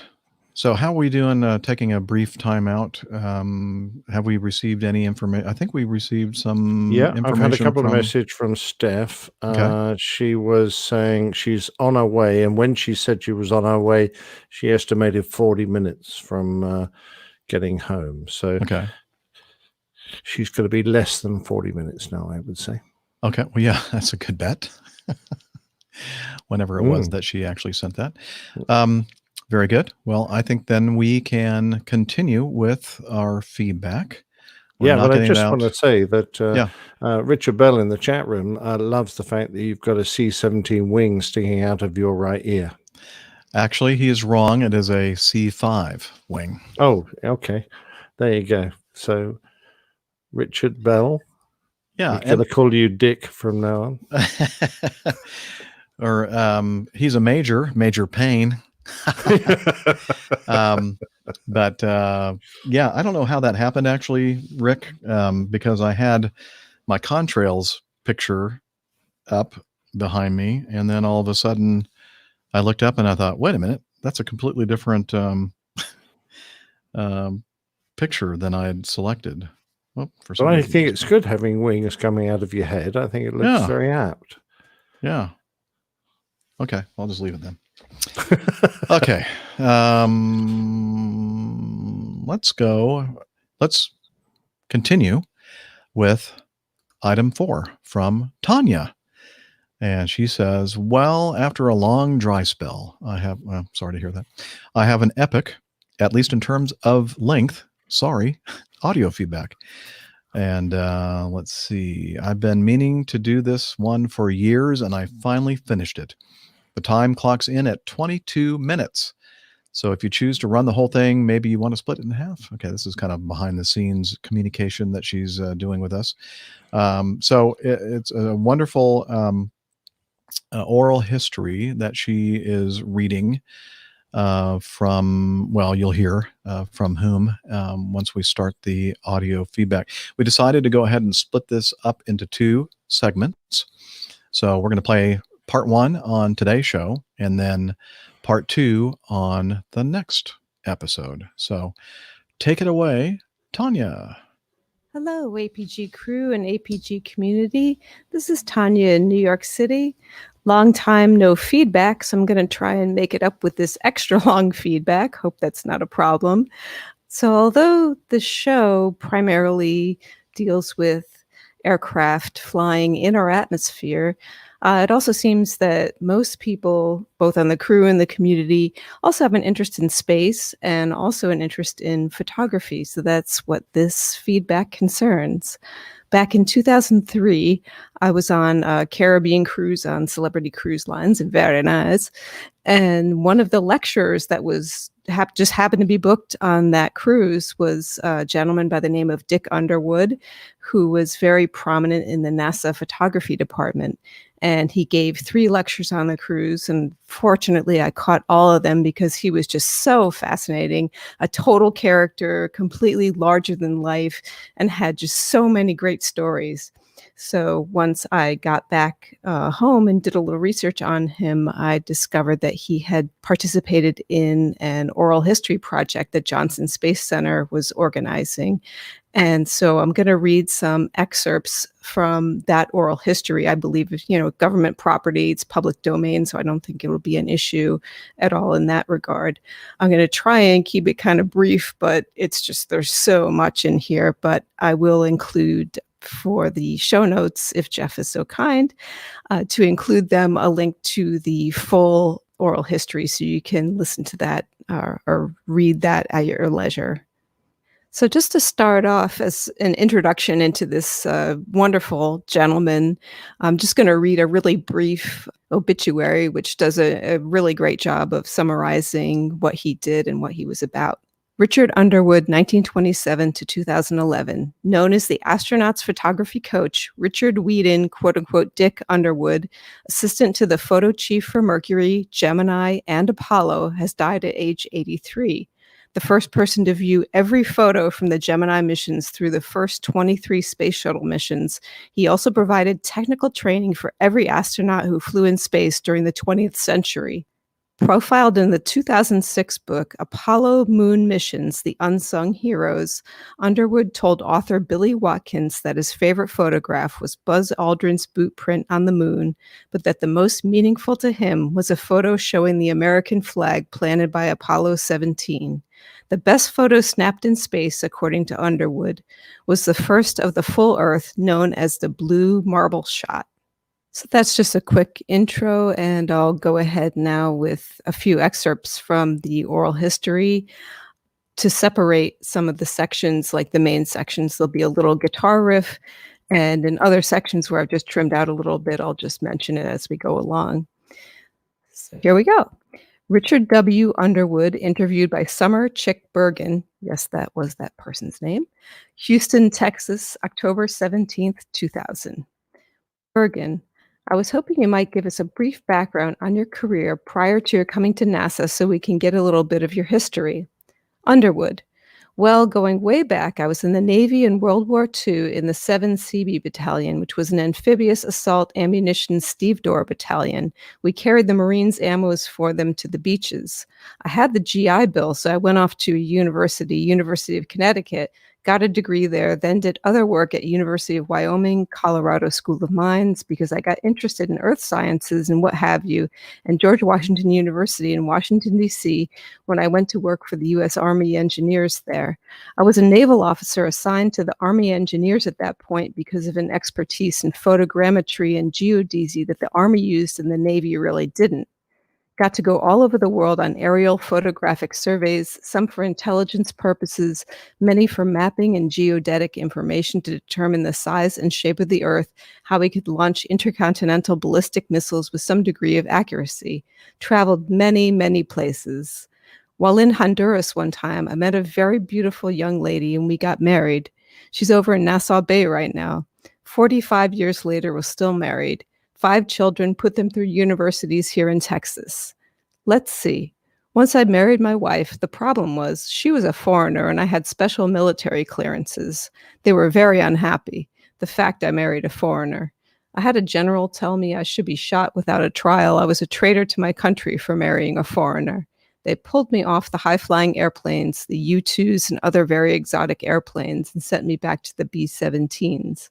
I'm deaf, as I said, in one ear because of 4,000 hours in B-17s. In fact, the one I stepped out of that day in Honduras and met my wife is at Ellington Field right now. It's one of the few surviving B-17s because it was used in aerial survey work, and the ones that were bombers were all destroyed after the war when better bombers came along. But nothing beat the B-17 as a reconnaissance airplane till the U-2 came along. Went back to the 17s after I got married on projects for the military and State Department and joint ventures and all that. When I got sort of sick of traveling with children, I wanted them to grow up in the country and not an itinerant life around the world. I went back to Washington and they assigned me rather mundane work to do. And I decided I was going to work for Geological Survey in Denver because I had trained on their equipment when I was at Colorado School of Mines, which is in Golden, right next to Denver. At that point, I got a call one day from a guy with a heavy German accent that said, "They tell me you know something about cameras that fly high." I said, "Well, up to 70,000 feet. He says, "Do you think one could work at 500,000 feet?" I says, "Well, that would be in space." And Dr. Werner von Braun says, "Well, let's give it a try. Come to Alabama, I want to talk to you." So it was Army ordnance, Army rockets, which are the best in the world compared to the Navy or the Air Force, ones which always blew up. The Army ones always flew. I went down there and talked to him, and we began to hang some cameras on the early Redstones. The reason why I was loaned to von Braun was I didn't have Q clearance and he didn't need one, and did other things in Washington, and then got loaned back to what became NASA at that point on several projects, particularly the Echo Balloon satellite projects, because they had problems and we used photogrammetry to solve the problem. We could orbit the echoes. So it sort of went through the Mercury, which was a rather mundane operation. The photography was really nothing on Mercury, but it did prove that with the right equipment, you could do very interesting studies of the Earth on the synoptic view, this great view of the Earth that looks for hundreds of miles in many cases, all the way to the horizon, and over a very short period of time. You know you orbit the Earth in 90 minutes. An airplane takes quite a bit longer. You could look at a very large area the same day, same weather conditions, same atmosphere, eliminate a lot of the problems. Say you want to photograph Cuba. I worked on that project for the aerial photos. It took a year. From a satellite, you could do it in a matter of about 6 minutes. So even the sun hasn't moved very much during that period of time.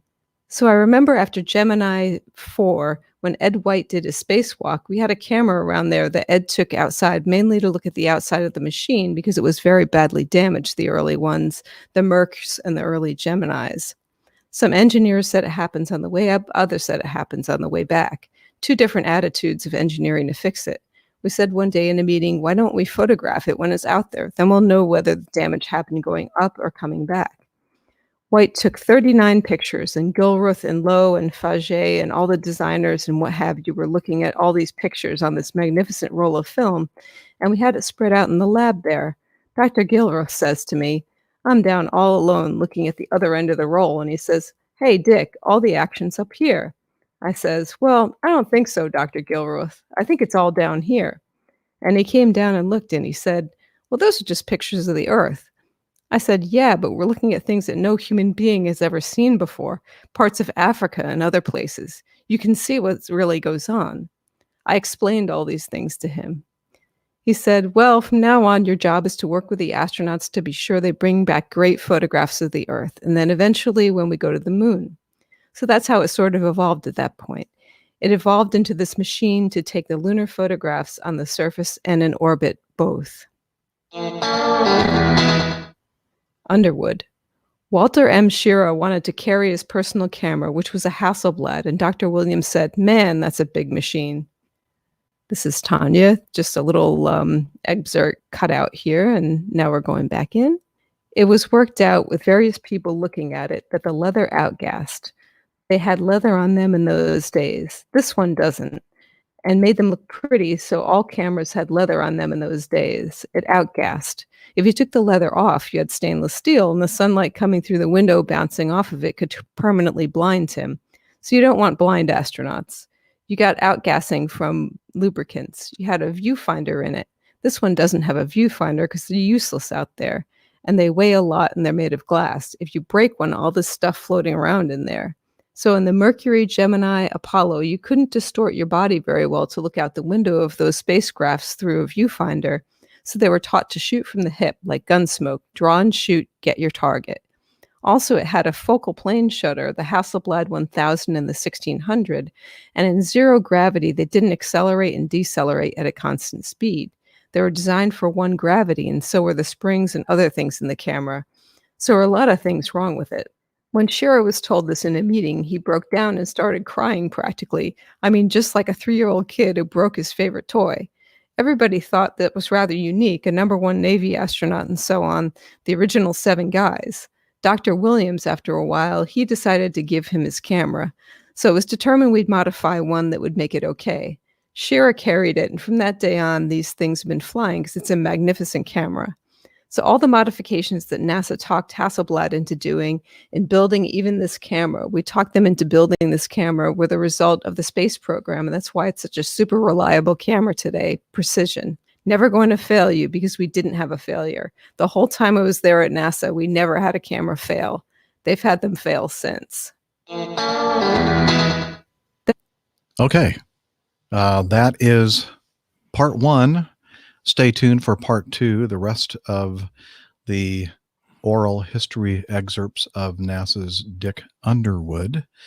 And I thought that was very interesting, Nick. You are a photographer. I'm not, but I do have a little bit of experience with non-digital SLRs back in the day when I was a younger person.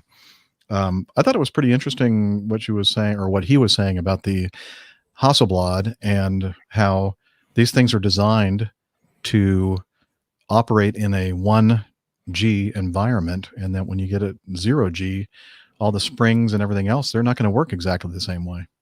No, it's interesting, isn't it? Because you do wonder what happens if you hold the camera upside down, because the shutter's moving in the other direction then, so you'd have gravity working the wrong way. So, but I quite understand that. I mean, I remember the interview I did with, was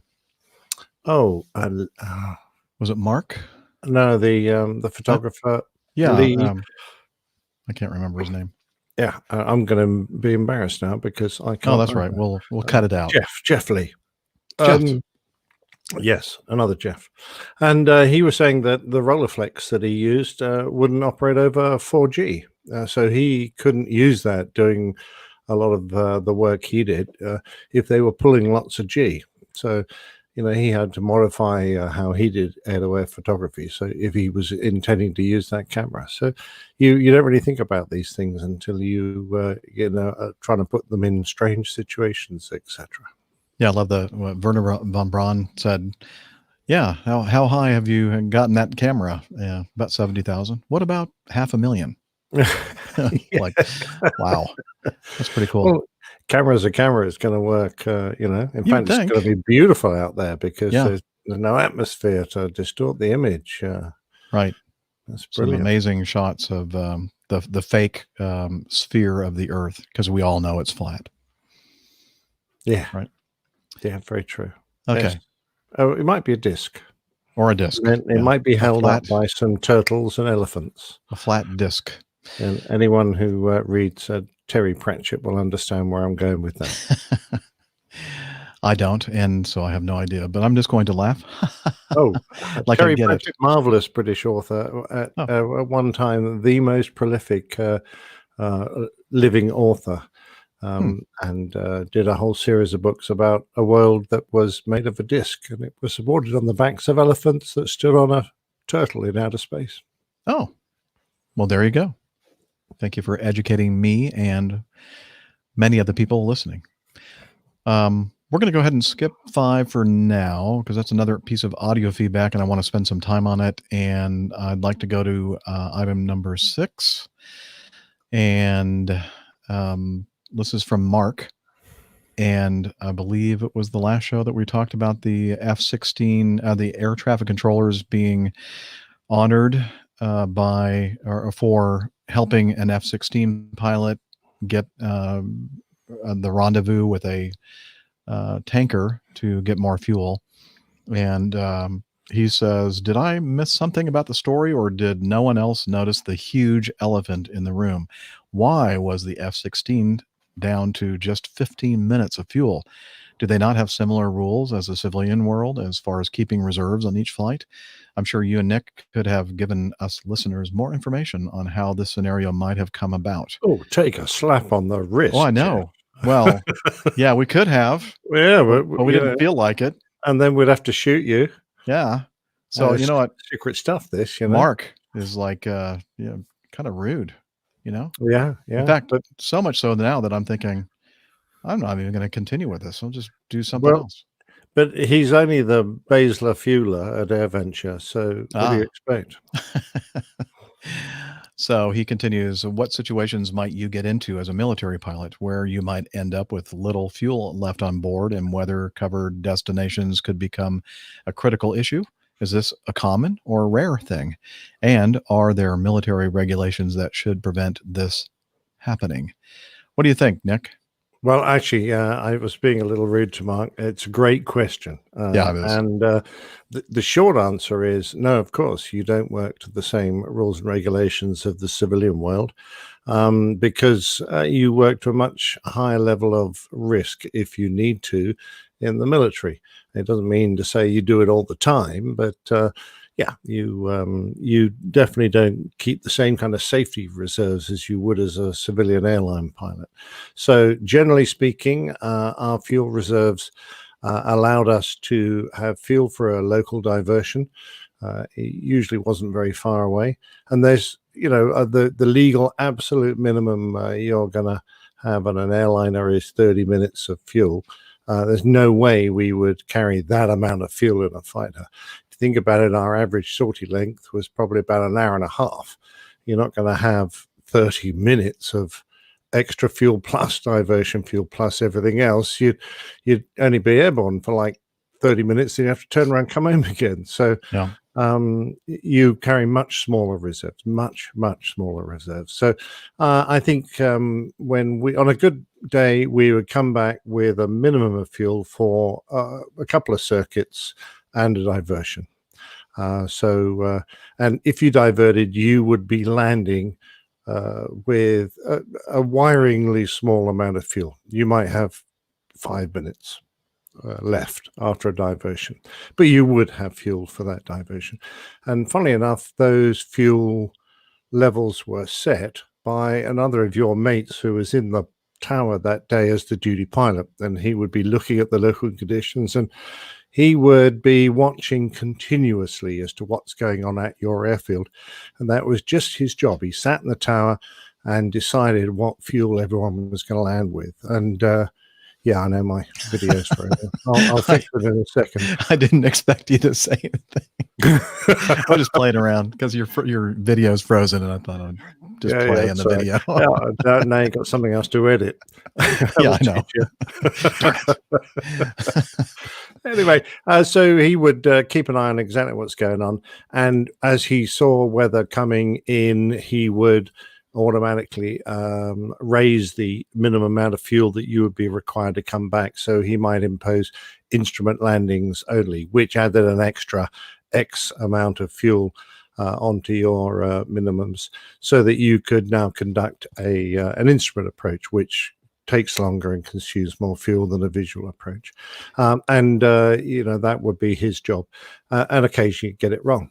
So, hence my story of the 6 hunters that crashed in 10 minutes because they all ran out of fuel because the weather changed dramatically and unexpectedly, and they made a bit of a mistake. So what was it, 6 in one day? Is that what the title? Well, that was the name of the it was the name of the tale, 6 in one day, but in reality, it was 6 in 10 minutes. Wow! All around the village of Swaffham. Well, if you haven't heard that plain tale yet, in the show notes we'll have the link that takes you directly to that page on our website, and then you can listen to it. Yeah, Mark, we were just playing around. We didn't think you were being rude at all. And I was going to say, as Nick did a wonderful job explaining, especially in the fighter world, in the training world, pretty much the same kind of deal. You're very rarely ever away from very far from the base, and you don't have the same kind of reserves that you do in the civilian world. Also, most of these airplanes that we're talking about here have ejection seats. So, you have the last ditch kind of option that if you completely ran out of fuel, then you could eject from it. That's not optimum, of course. But in the mission of flying transports, it is much, much more similar to the world of airline flying, where you had a minimum a reserve amount and fuel for the alternate and everything else, almost identical from what I can remember flying the C-141 back in the day in the 80s. And let's see, Nick is saying to me that plain tale was played on APG episode 255. Oh, that was Liz that told us that. Thank you, Liz, our producer, doing some work in the background, some sleuthing. So again, the link to that will be in the show notes. And I think that is a reasonable answer to Mark's question. What do you think, Nick? Yeah, I think we've covered it. Yeah. So it wouldn't surprise me at all if after having made a few approaches in his F-16, an unexpected weather deterioration, he would be getting short of gas. So, yeah, definitely. Okay. Richard Bell because he flies, he's a truckie, so he flies heavies. He says 45 minutes plus 15 minutes of contingency seems to be his landing fuel. But then again, when you get airborne with like 10 hours of fuel, then it's not going to be a major problem for you. Exactly. I'm not sure how this happened, but I think that I just ran out of memory in my SD card. Oh, I thought in your head there for a minute. Well, that happened quite some time ago, actually. So I guess I need to take care of that. I'm wondering how that is, because it's like 128 gigabyte, 128 gigabyte SD card. I think I know why. I think I've been deleting files on the SD card, but not emptying the trash. So it doesn't actually empty. It doesn't get rid of it. It's just not on doesn't look like it's on the card anymore, but it is. Yeah, because my setup here, my recording machines just kind of beeped, and I went, well, that's an odd beep. Huh. Okay.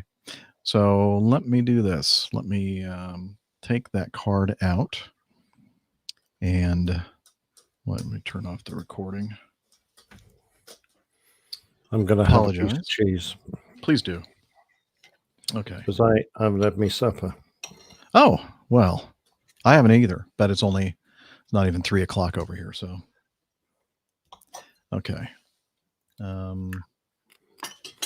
So we're just here among friends. If you're watching the video, this is all the behind the scenes stuff. And if you're new to the show, by the way, yes, these recordings are available on YouTube and Facebook Live, but we don't intend for the show to be produced specifically for video. This is more of just us getting together as a platform to record our audio podcast. And I'd say probably 99.9% of the people that listen to the show are listening to the audio only podcast. And so you're just getting to see the nitty gritty behind the scenes stuff. Okay, let me find this card, and it's there. So now I'm going to empty the trash, and let's see what's going to happen here. Okay. Did you hear my trash can sound? Probably I thought it was you eating a biscuit. Nope. Okay, let me do a Macintosh desktop. Okay, and see if I can get some information about this volume. And okay, now I have 110 gigabytes available. So that should do it. So let me eject this thing.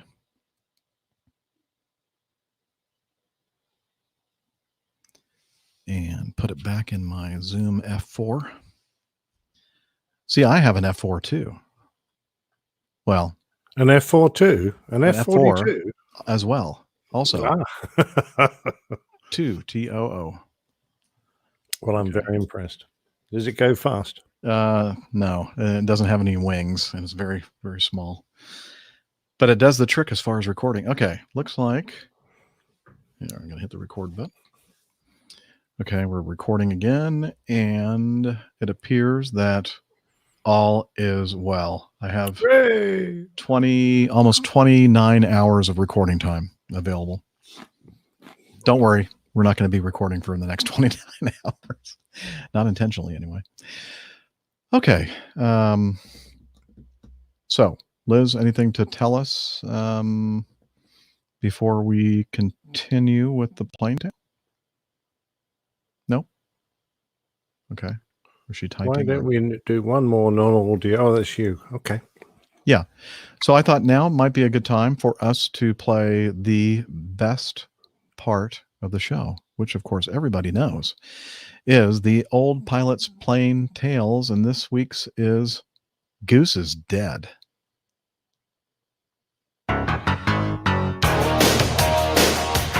The old pilot's playing tales. Goose is dead. The new Top Gun movie is coming out soon, and I, for one, will be there, hoping to relive some of the great moments from the first movie and hear some more classic lines like, You screw up just this much, you'll be flying a cargo plane full of rubber dog shit out of Hong Kong. and I'll probably excuse most of their flagrant errors as well. The first Top Gun came out in 1986 when I was still flying the F4 Phantom, and with its great music score and brilliant flying sequences, most of us forgave the inaccuracies that peppered the movie. The inspiration for the film came from an article by Yehudi Yoneh in the May 1983 issue of California magazine entitled Top Guns. It's a great article and full of the Navy fighter slang of the period.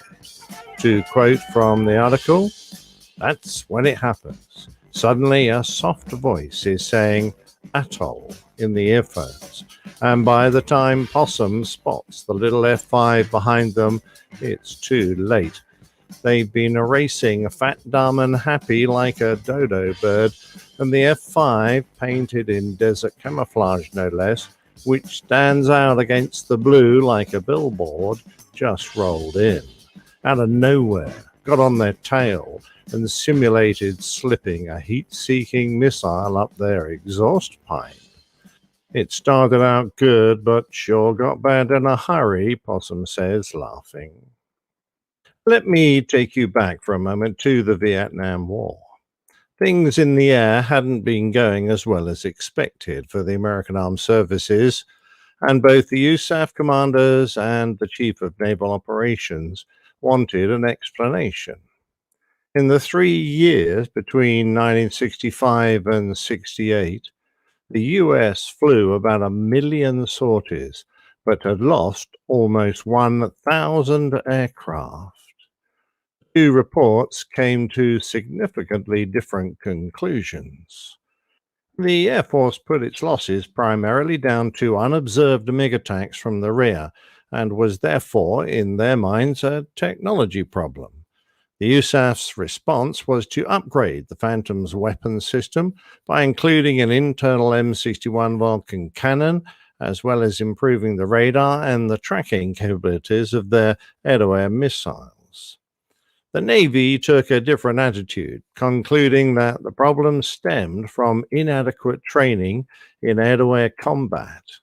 This gave birth to the United States Navy Fighter Weapons School, which was established at Naval Air Station Miramar on the 3rd of March, 1969.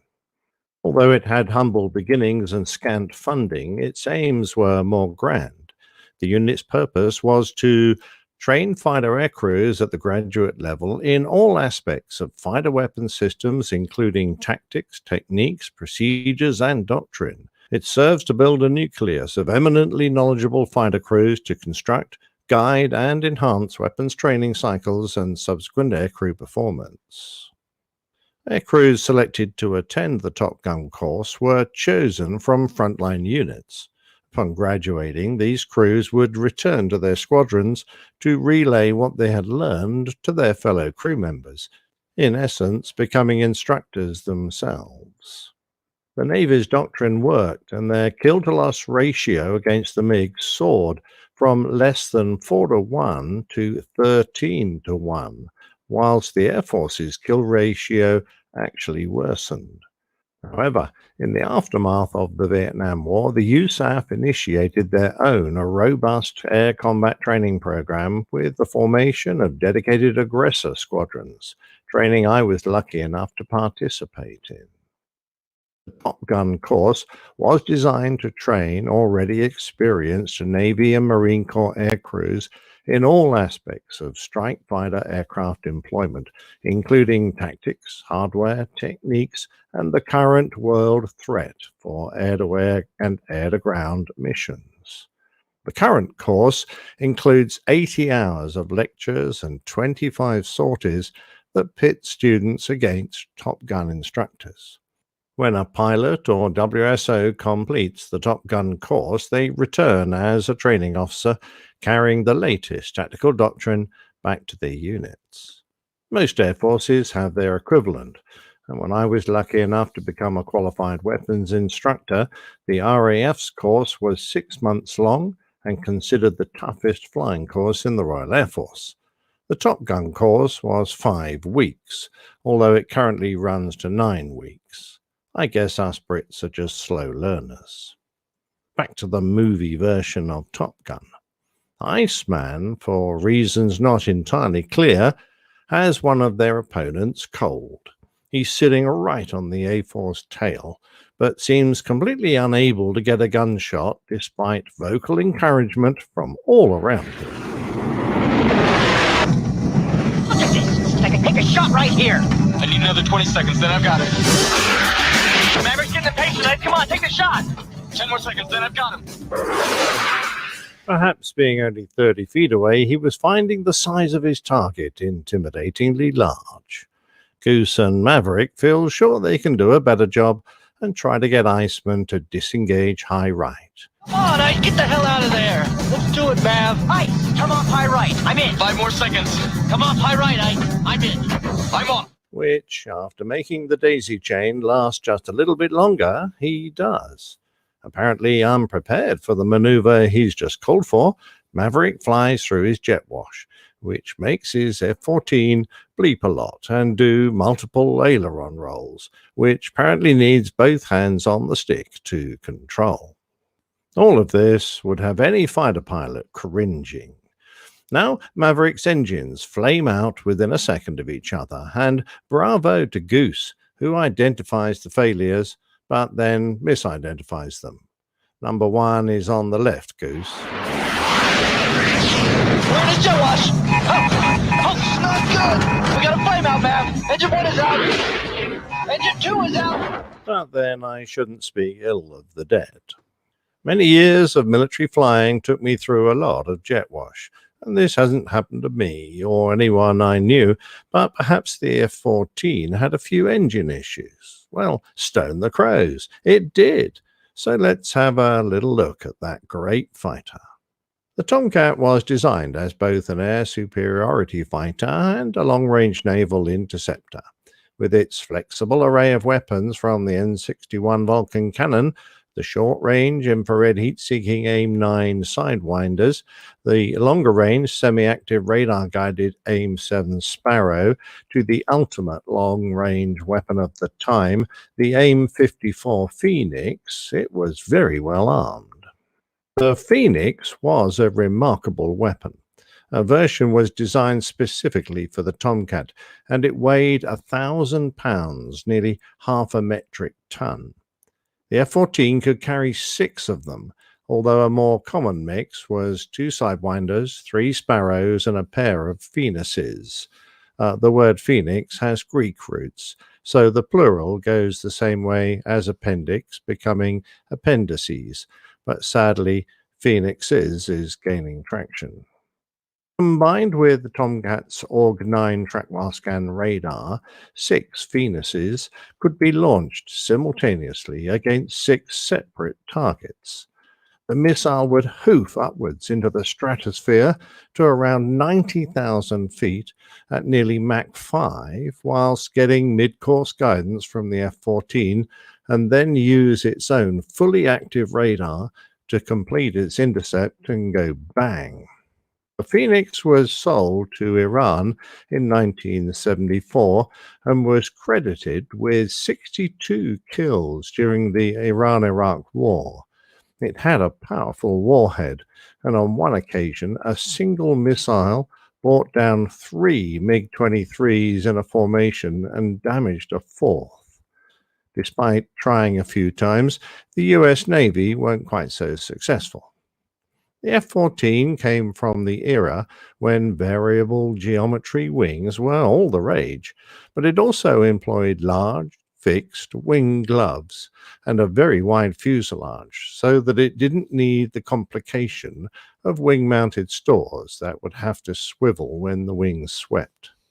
It carried all its missile housings and pylons on the fuselage or the wing gloves.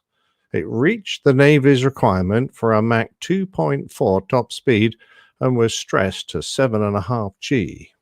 Again, for simplicity, the wings had no ailerons, which allowed for full-span slats and flaps.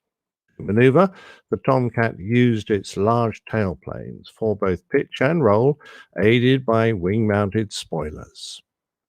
The most worrying aspect of the F-14, certainly in the early versions, were the Pratt & Whitney TF-30 engines, the world's first afterburning turbofan.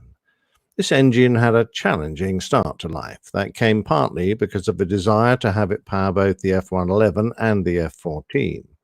It was underpowered for the job and failed to meet the 1-to-1 power ratio requirement demanded. It was also poorly suited to the rigors of air combat and prone to compressor stalls at high angle of attack, particularly when combined with aggressive throttle movements. So let's give the movie the benefit of the doubt when Maverick manages to stall both his TF-30s. Sorry, that wouldn't work. He would need to stall just one and leave the other in full blower, then being widely spaced on the Tomcat's broad fuselage and at high angle of attack, that might induce enough yaw to enter a spin. Okay, whatever. Maverick gets into a spin. So, what's a spin, let alone a flat one? To get into a spin, Maverick has first to go through the incipient phase, when the aircraft simply auto-rotates. When his Tomcat yaws, it will have an advancing wing and a retreating wing, and they both need to be at the point of stalling and moving further into a stalled state. The retreating or inside wing will be moving slower and therefore be more stalled than the outside or advancing wing. So the inside wing has more drag from the stall as well as less lift, which means that the aircraft will continue to yaw and roll into the spin. And the incipient phase lasts a couple of turns, and the aircraft follows a ballistic flight path. This is also the easiest phase to recover from, as merely centralizing the controls whilst easing the stick forward is usually enough to unstall the wings and recover. If the spin is allowed to develop, it enters the steady phase, which is self-sustaining. There are now two forces acting on the aircraft, aerodynamic and inertial. If Maverick and Goose are spinning right, the aircraft will be rolling and yawing right, pitching up and side-slipping left. This combination gives the spin its characteristic spiral path towards the ground. The inertial components are like 3 gyros moving around the aircraft's 3 axes. Looking down from above, we will see the plan form, which is spinning right and called the C-axis. The pitching force acting on the front of the aircraft will gyroscopically precess through 90 degrees and then act, causing an anti-spin roll force, but not strong enough to overcome pro-spin forces. The rolling force acts on the right wingtip upwards, which precesses through 90 degrees, and forces the nose up, which is a pro-spin force, and it keeps the wings stalled. I won't describe the actions of all three gyros and the 6 forces acting on them, as it's both tedious and a bit confusing without a chalkboard, but be assured, depending on the proportion of the mass of the aircraft and the ratio of the forces, particularly the B over A ratio, the B axis is the one through the wings and the A axis runs through the fuselage, an aircraft will be easy or hard to break from a spin. The center of gravity also has a strong influence, and we can generally say that an aircraft with a forward CFG will be spin resistant and recovery prone, whilst an aft CFG has the opposite and more dangerous effect. A flat spin is where the axis of spin rotation is a long way back, close to the center of gravity, and all parts of the aircraft rotate with the same yaw rate. The aircraft looks almost horizontal, but can spin at quite a rate, forcing the pilot and his wizzo against their straps with considerable force. In a flat spin, the aircraft is only going one way, and that's straight down. Mayday, mayday. Mav's in trouble. He's in a flat spin. He's heading out to sea. Recovery from a spin usually requires the wings to be unstalled by applying forward stick, but note that the gyroscopic effect is pro-spin, so this may make the aircraft actually spin faster before the spin breaks. And the rudder needs to be applied in the opposite direction to the rotation, as it's a large control surface and has a strong anti-spin effect, which can dominate all others. This might seem obvious, but a spin can be very disorientating, particularly inverted spins, and some poor pilots have applied the wrong rudder all the way down to the crash. Ailerons can also have an important effect depending on the design of the aircraft, but generally in-spin aileron is bad and out-spin aileron good. Just remember, when the spin stops, centralize the rudder and gently ease out of the ensuing dive. I think we can now deduce why Maverick supposedly couldn't get to the ejector seat handles. Perhaps he should have gone to the gym a bit more, or perhaps played some more volleyball. Leaving their combined ejection to his poor wizzo, who was actually doing a terrible job of calling the height. Their altimeter read just over 3,000 feet, as he called 6,000. Goose failed to jettison the canopy clear before ejecting.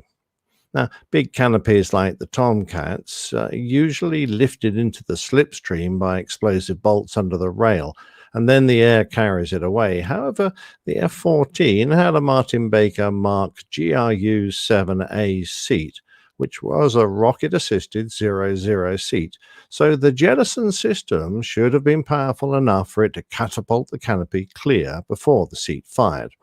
One can only assume that the airflow pattern around the spinning aircraft was sufficient to capture it and keep it close enough to give Goose a headache. They certainly left it late. Even a 0-0 seat will have trouble coping with more than 1/10 of the rate of descent in height, so 30,000 feet per minute going down is around 3,000 feet. Luckily for Maverick, Goose was kind enough to knock the canopy out of the way so that he could appear in the sequel. The inquiry held Maverick blameless. We find that the F-14 flat spin was induced by the disruption of airflow into the starboard engine. This disruption stalled the engine, which produced enough yaw rate to induce a spin which was unrecoverable. I'm not sure I'd have been so quick, particularly having seen both engines fail almost simultaneously. The tragedy of the storyline was actually reflected in real life, as you can see if you watch the credits, where the last line states, "This film is dedicated to the memory of Art Scholl."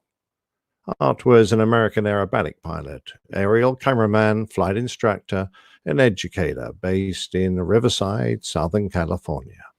He was well known and hugely popular with airshow crowds, where he performed in his Super Chipmunk, often flying with his dog, Aileron, in the cockpit.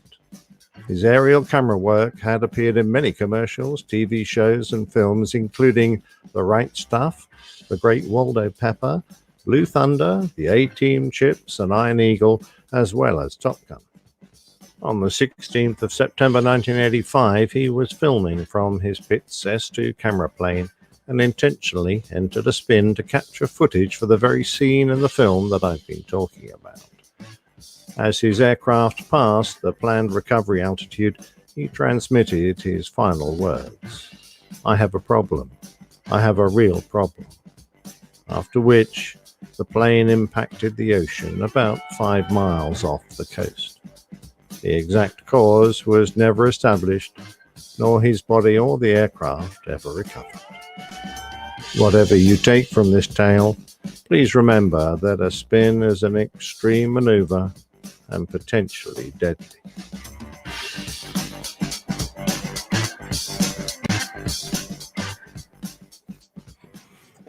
Why don't we go take a spin? Yeah, let's have a spin in a Spitz.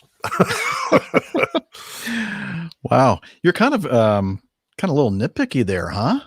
Well, I don't think it's entirely nitpicky. I just think they had a certain number of shots, and they tried to make the story fit none of them.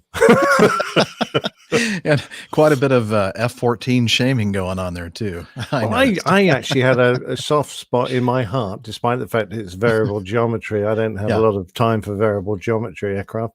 I soft spot my heart for the F-14 because I actually think it's a stunning looking piece of kit, and fulfilled a fantastic role, very capable, and that Phoenix missile was something to behold. What Sadly, kind of missile was that? The Phoenix. Oh, Phoenix. Okay, gotcha. Yeah. What did you think I said? I don't know. Just move on. Keep going. Yeah, what he was thinking. What's the plural? Yeah, again? well, you're a doctor. You think that way anyway. I've got a good joke too. You know what? Your volume is way down. Better. That's better. You can just turn it all the way up. It's all the way up. Okay. I'll have to do then. All right. Now, there were some glaring errors in the movie. So let's just enjoy it for what it is. It's a fun look at some great flying sequences, and you don't have to think too hard about the story. What do you think about or what have you heard about the one that's about to be released this year, right?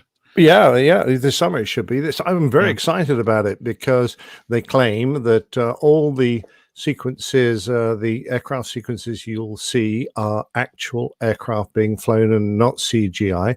I think generally speaking, they'll probably be able to do that. But it requires some, you think about it, a camera lens is, generally speaking is a wide-ish angle. If you're trying to film an area, it makes the airplanes look very small. You have to be very close together for things to look even close to impressive on the screen. And from what I've seen, that some of the maneuvers they perform are pretty top notch. There's brilliant one of a Hornet pulling up but doing one of those kind of flat plate Cobra style pitch ups, and then coming back down again and looking very good. It looks very close, but if you only have to see the Blue Angels do their thing to realize that angles and perspective can make things look more dangerous than they are. Not belittling the Blue Angels, they really do fly just unbelievably tight formations. But when you see them do aileron rolls and you think they're right up against each other, in fact they're giving themselves a little bit of room to make it safe, but you can't see that from the crowd line. Yeah, it's still a good show though. It's still a great show. Fantastic. Yeah. I think they'll do the same on the movie, and I'm really looking forward to it. I am too. Can't wait to see that film and talk about it on the show. So, well, another great plane tale. Thank you, Nick, for that. And it was a fun one. I enjoyed that. Oh, I've got to thank someone. Oh, hang on. Okay. I've got to thank Dave McKetchin. I think that's how you pronounce your name, Uh-huh. Dave. You are the one that gave me that suggestion a year ago. I'm sorry it's taken me so long to get round to it, but thanks very much. Better late than never. Definitely. But it was All right. nicely timed, actually. Yes. Thank you, sir, for the suggestion. Hey, you hear that? That's the intro music for this young lady from her lakeside home in the Carolinas. She's a doctor, skydiver, marathon runner, strength training junkie, IPA connoisseur, and commercial multi-engine instrument rated pilot. Her name, and all around just great person, Dr. Steph. Oh, thank you, Captain Jeff. That was very, very kind words of you. Appreciate that. And I mean them all. Oh, even better. Except for the last. Like the last little bit that you threw in there Yeah. about being an all-around good person. That's Yeah. fine. I understand. No, I really meant that too. So, how have you been doing? I've been good. I've been busy. Mhm. So sorry I missed y'all last week. I was out in Utah at a conference. Yeah, And well, tell us actually- about that. Your Yeah, conference. so the conference was good. It was not anything super interesting for the folks listening to this particular podcast. It was Mhm. up to date information regarding evidence and technology behind some of the stuff that we do, and new devices and all that kind of stuff for spine injections. But I do have some interesting stories related to the travel to and from said conference. Oh, do tell. I think the time you guys were recording last week, I was actually on the ski slopes, just getting started for the first day out there. So Yeah, that was very I mean, nice. we noticed that you made the choice to be on the slopes skiing instead of being in your hotel room in front of your computer and on the show. So Yeah, we're going to sorry. let that go. Okay, thanks. I mean, to be fair, I did get to spend time with my brother skiing, so it was Ah, family that as doesn't well. count. No, Okay, fine. doesn't make it any better. Fine, understand. Just kidding. Yeah. So anyway, so the conference is out in Park City, Utah, which is quite a ways from where I live, out in the on the East Coast. So a little bit of a flight to get over there. And on the first flight out, I was very excited because it was on an A330, which is kind of unusual for a domestic flight here in the U.S. But I had an upgrade to business class, and I was all excited for my lie flat seat. And I was going to catch some additional Z's because I was probably sleep deprived at the time. And so I'd settled in. It was an early flight. They served breakfast. Great. I was watching a movie. I think the new version of The Lion King, if you've seen it or not. It was actually very No. good. But I was only about not even halfway into it. And just past the part where Simba's father dies, and it's very sad. And actually, just a scene in a movie that's always made me tear up just a little bit, even though it's a cartoon, whatnot. So Yeah, I'm it'd sitting probably there make me tear up too. so I'm sitting there tearing up a little bit, just cracked open a beer after my breakfast. And the someone gets on the PA and says, if there are any medical professionals on board who would be willing to provide assistance to a fellow passenger, please ring your flight attendant call button. I said, okay, dry off my eyes, not watching this And sad movie or swig, anything. gulp down this beer. No, I did not touch that before I just opened it. So I push the button, and flight attendant comes over and she goes, so it's a 12-year-old. And I went, oh, I'm not a pediatrician, and I can't remember the last time I really took care of a kid. She goes, but I think it's just sinus issues, but mom's really upset and he seems to be in a lot of pain. I said, that's good. We'll go over and take a look at him and see what's going on. So he was only sitting a couple rows behind me. I get back there, and then 4 other doctors subsequently showed up, all women, kind of a little surprisingly, all specialists, not a single family medicine doctor, general practitioner, pediatrician. None of us had any recent pediatric knowledge, which is, for this particular problem, not a huge thing, but when it comes to medications and things like that, it can be a little bit tricky if you're not up to date on that type of stuff. So sat down, started talking to mom, started talking to the kid, having a lot of facial pain. So just right underneath the, paranasal, underneath the eye, maxillary sinus area. Started getting a little bit of a history. Turns out that the week prior, he was treated with antibiotics for a sinus infection. So that all makes sense. Thought he was feeling better, but certainly if things aren't quite cleared up, you get up into an aircraft and you pressurize things a little bit, and that cabin altitude goes up. Even though you're not up as high as obviously the aircraft is, that can be very, very painful if there's a blockage there. So we're pretty And reasonably- being that he's not an adult, it probably had something to do also, right? Your sinus cavities and passages and stuff like that. Or by that point, are they pretty much already fully? So here's where I would expect by 12, perhaps pretty close Yeah, to fully close to formed, but adulthood. yeah, I'm not Yeah. entirely certain on that, but Okay. I wouldn't expect it to be too different. But Yeah. so we're sitting there trying to, myself and one of the other docs did stuck around for a few minutes, and the flight attendant, we're trying to get some of this history and talk to the kid and figure out, how he's really feeling, other issues going on, make sure he's not actually feeling sick, that type of stuff. And there's another flight attendant that keeps coming back, and they had apparently let the pilots know, and she kept coming back and saying, "Captain needs you to talk to MedLink now. Talk to MedLink now." And I was like, "Okay, we're going to, but I need some information to give them." And that's probably not a bad idea because, again, us not being pediatricians and not being 100% certain on doses of medications that we'd like to give, and just that's what they deal with every day too. So they'll probably have some tricks and things up their sleeve that we might have not even thought of. So got as much information as we could, went over it, and the flight attendant got on with MedLink and was having a very hard time hearing, unfortunately. So she said, "Do you mind talking to them, because they're asking questions and they're medical questions, and I'm not sure I'm understanding correctly." I said, "Yeah, sure, no problem." So that was kind of an interesting experience, but the connection, just trying to hear, was very difficult. It was very quiet, and then there was always a kind of a big pause, in between relaying a message and then waiting for the next one to come back. Interestingly, the first question they wanted to know was, has the ill passenger recently been to China or been in contact with anyone who may have come in contact with coronavirus? And we went, we didn't ask that. Yeah, not something that usually comes up in conversation. No, not usually. So like, well, before we do anything else, we need to know about that. Okay, fine. So go back, ask questions. No, it turns out hadn't traveled outside of, state of North Carolina or somewhere nearby where we departed from for quite a long time. So that was all good. And then we just went from there, just talking about medications that we should give, what had already been given. Mom had some stuff with her and had already given some decongestants and some pain relievers. So we decided we were going to give those some time to take effect. We had an additional pain reliever that we could have them take right then and there. Some warm compresses, start sipping on some water, chewing some gum, just trying to open up all those passageways. And within about 45 minutes, an hour, he was actually feeling a whole lot better. But poor kid did look pretty miserable for a while, and Mom was, rightfully very concerned. Mm-hmm. Interesting about that flight.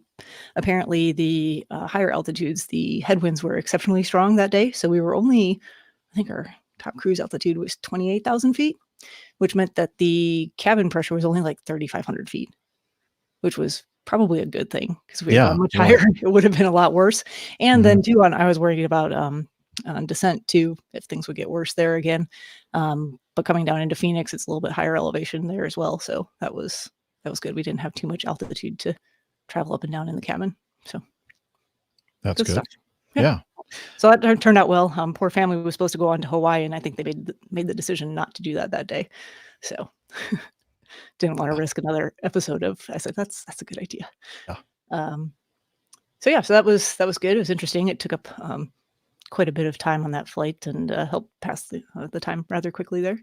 That all turned out well. Did you ever get to watch the rest of the remake of? Oh, nope. I only got about halfway through it. Darn it! I know.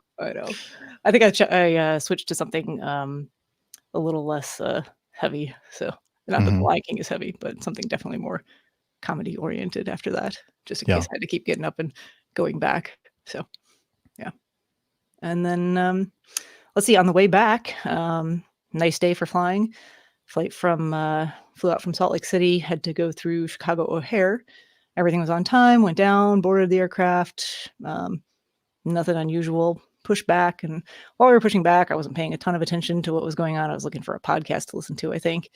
And then I was vaguely aware that we stopped, and we were stopped for quite a while. And then there was a PA made that there was an issue with, the term used was gear pin, which I actually think was not entirely correct. And that there was potential issue with the nose gear because something wasn't done correctly, or there was an issue as we were pushing back. So we got towed back into the gate. And what I think actually happened was, this was a Boeing 737. And from talking with Colonel Jeff and others, there's a bypass pin for when you're pushing the aircraft back that has to be in place so that it bypasses the hydraulics, so that it's not going to interfere with that, and it allows steering from the tug. Basically, am I explaining that correctly, Captain Jeff? Yes, it basically disconnects the hydraulic power or pressure to the nose wheel steering cylinders so that they can freely move the nose wheel from the tow bar. Well, something happened where either that pin was not inserted, or it broke, or fell out, or something along those lines, but it caused damage to the nose gear hydraulic system. So we could not take that aircraft to Charlotte. So they had to find us a new aircraft, and they kind of released everyone back into the terminal with instructions on where to go and get on the next aircraft. And fortunately, everyone seems like made it back to the other gate that we were supposed to go to, and it really wasn't too long of a delay. So about an hour and a half, but just, stuff happens sometimes when you're traveling. Well, so when you were heading out, any troubles with your connection? Yeah, but I'm not going to talk about that. Okay. I was just wondering. There was I decided not to talk about that one. Okay. There was just a very, very short amount of time, and then let's just say there were some customer service issues that I thought were not very good. So sorry to hear that. That's okay. I think we've got it resolved, so it's all good. Good. Well, who knows? But I've moved on. I'm not going to continue to be angry about that. Okay. And what else? There's actually more stuff. On Monday, did a little bit of indoor skydiving, so that was fun. Haven't done some of that for a while. And then afterwards went up and immediately had a little meetup with you remember Corey Cave, who just upgraded to captain. He was in town because he's working with his airline as a pilot interviewer. So he was in town to do some interviews, and met up with him and one of the other interview captains, and we just had I think I was the only one having a beer. They were having Coke and water and whatnot, and being healthy, and chatted for about an hour, hour and a half, 2 hours, something like that. And he even offered his services to help anybody out who is interviewing with regionals. And we chatted about that type of stuff for a little while, and their experience with it, and it's interesting stuff. So that was really good. It was good to meet up with him. All right. And I think that's it. Anything coming up? Yeah, then this weekend. Yeah. So I heard you mentioning we'll meet up tomorrow for Hops in the Hangar in Atlanta. And also tomorrow, well, actually I'm flying to Atlanta tonight, so but I got plenty of time still. We're all good. Okay. So I'll head out there tonight. Hops in the Hangars tomorrow night, but during the day tomorrow is the U.S. Olympic trials for the marathon. So there's going to be a big race in downtown Atlanta. Well, the Olympics, I thought they called off the Olympics. They actually might. they might. But we're still going to run the Hopefully trials not. tomorrow. I think they have like a 2-month period of time to analyze what's going on. As of right now, it is still on, and they're still running the Olympic trials for all these various different events. So for the marathon, it will be tomorrow in Atlanta. And I was trying to figure out why that was on the screen. Yeah, me too. Okay.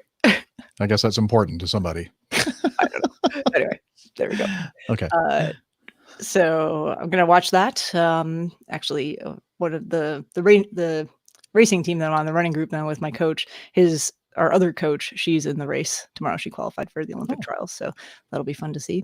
Wow. There'll be lots of runner friends of mine in town tomorrow, so I'll probably be running around, not racing tomorrow, but just catching up with people and doing all that kind of stuff. And then on Sunday, for those of us who are not fast enough to qualify for the Olympic trials, there is the Atlanta, I think it's the Publix marathon and half marathon, and I'm doing the half marathon part of that. So very nice with my aunt. Yeah, I was just thinking, I was listening to the news and they were talking about all the stuff that's going, in addition to all the things you just mentioned happening in downtown Atlanta, there's some other things happening as well. I forgot like some concerts and basketball games and all kinds of stuff. I'm thinking, well, it's going to be fun tomorrow night when I'm driving from Roswell down to the Atlanta International Airport. And Should be lots of traffic. You have back roads to take somehow? Really not a lot of options and for that, but I'll take a look at using one of my navigation programs and see where the traffic's best. But I would take MARTA, but MARTA doesn't dump us off at the proper place. No, it really doesn't. Yeah. You could get an Uber from there, I guess. Yeah, I guess that's a possibility if it's really bad. Anyway, or nobody cares about that. No, not really. Yeah. Well, great. good to see you, Steph, and it'll be very nice to see you tomorrow night. Yeah, indeed. Anything else? I was trying to think if there's anything else. I think Okay. that's most of it. Yeah, if you think of it, anything else, just let us know. We did have a couple of items in the news that we saved just for you. I see that. Yeah. Excellent. So shall we move on with that and then continue with the feedback after that? Sure. Okay. The first item is, and Radio Roger mentioned it in his little teaser at the beginning of the show. This from Texas Charlie. He sent in this news item. And let's see, a U.S. businessman has tested out his wearable plastic tent on an airplane in an attempt to avoid coronavirus. His name is Rick Peskovitz. He's the CEO of Stadium Pod, which produces plastic tents worn over the torso by sports spectators wishing to avoid the rain. The Cincinnati man tested a second use for his pods by wearing one on an airplane in light of the coronavirus outbreak, which has killed 638 people to date. And that is not actually and now it's, I think, getting closer to 3,000, 2,800 some odd, I think, the last time I looked. Anyway, Peskovitz's brother David told blog Boing Boing that a flight attendant happily took his brother's photo after he wore one of his blue tents on a plane. As travelers are taking unusual steps to protect themselves from the coronavirus, my brother thought to see how this Stadium Pod would work on an airplane. So he says the man that had sat next to him didn't even bat an eye. He's probably seen a lot of strange things. Apparently, he pitched this weatherproof pod on Shark Tank USA in 2017. What do you think, Steph? Any chance that this is going to have any effect whatsoever in preventing the transmission of a virus? Well, so here's the thing about this virus, right? Like there's no more of what you hear are people running out and buying all these face masks to wear. At least as far as guidance from the CDC here in the United States, that's not something that needs to be done if you are a healthy individual and you're not caring for someone one-on-one who has coronavirus. And even if you are, then you need a different type of mask, which is an N95, and one other type, which I forget off the top of my head. So please, people, stop running out and buying these surgical masks. It's completely unnecessary. Just looks like a bunch of doctors walking around everywhere. Yeah, exactly. Well, apparently in some places it's actually put a shortage on some of those masks where people who actually do need them for work purposes can't get them. Humans. Yes. Come on, yes. people. Oh, yeah. $10 masks now cost you price gouging on the masks. Oh, yeah. Lots of that. So as far as this tent goes, there's this whole idea of what do they refer to it as? But basically, the whole reason why people are anytime you're sick or you're around sick people, you want to stay home. You don't want to have a lot of interaction with people. You want to distance yourself a little bit for any of these types of viruses where you can spread via cough, sneeze, anything where you're going to be in close contact with another human. So technically he's kind of distancing himself in this way. I just don't know that there's been any formal testing on his particular device that would prevent the transmission of some of those droplets through the little zippers that he has and other things. Mm-hmm. So it may not be as effective as he thinks it's being there. And it's probably completely unnecessary. Well, it got him in the news, right? It did. And, it's probably good for business for him. Mm-hmm. I would But say so. sales of the plastic tent have. They're designed to stop rain. Right. So rain drops are a bit bigger than They're a viruses lot are. bigger than viral What? droplets. No way. So I'm not convinced Same that this thing. is anything useful. Yeah, I think a table tennis paddle is what you really need to bat the viruses away. So you can actually see the drops of virus? Oh, absolutely. Yeah. Okay. Little yellow things, yeah. I mean, before long, we'll be having them all landing on our car, this spring. They'll be just covered with pollen. Oh, it's pollen. Oh, okay. Oh, yeah. Pollen. But there might be might be. Pollen virus. Hey, but I think this is certainly this is a good time to say, practice good hygiene practices are always important, even more so now. So wash your hands. If you're going to cough or sneeze, make sure that you're not coughing or sneezing directly into the face of someone across from you or next to you. Use the sleeve or your elbow, things like that, a napkin or a tissue if you've got it. Yeah. I've got this antivirus device in front of my microphone here so that I don't infect you guys. Oh, thank you. That's Yes. a very. Thank you. I have. I appreciate the same- that. I mean, I'm all of very- us are doing the same thing. Thanks Yeah. for your example. It will not come through the microphone through my earbuds. And That's the one. Yep. You really don't want those viruses in your ears. My ear is bleeding actually, so maybe one of those little droplets got through somehow. Yes. Uh-oh. Hey, so Texas Charlie, thank you for sending us that piece of great news.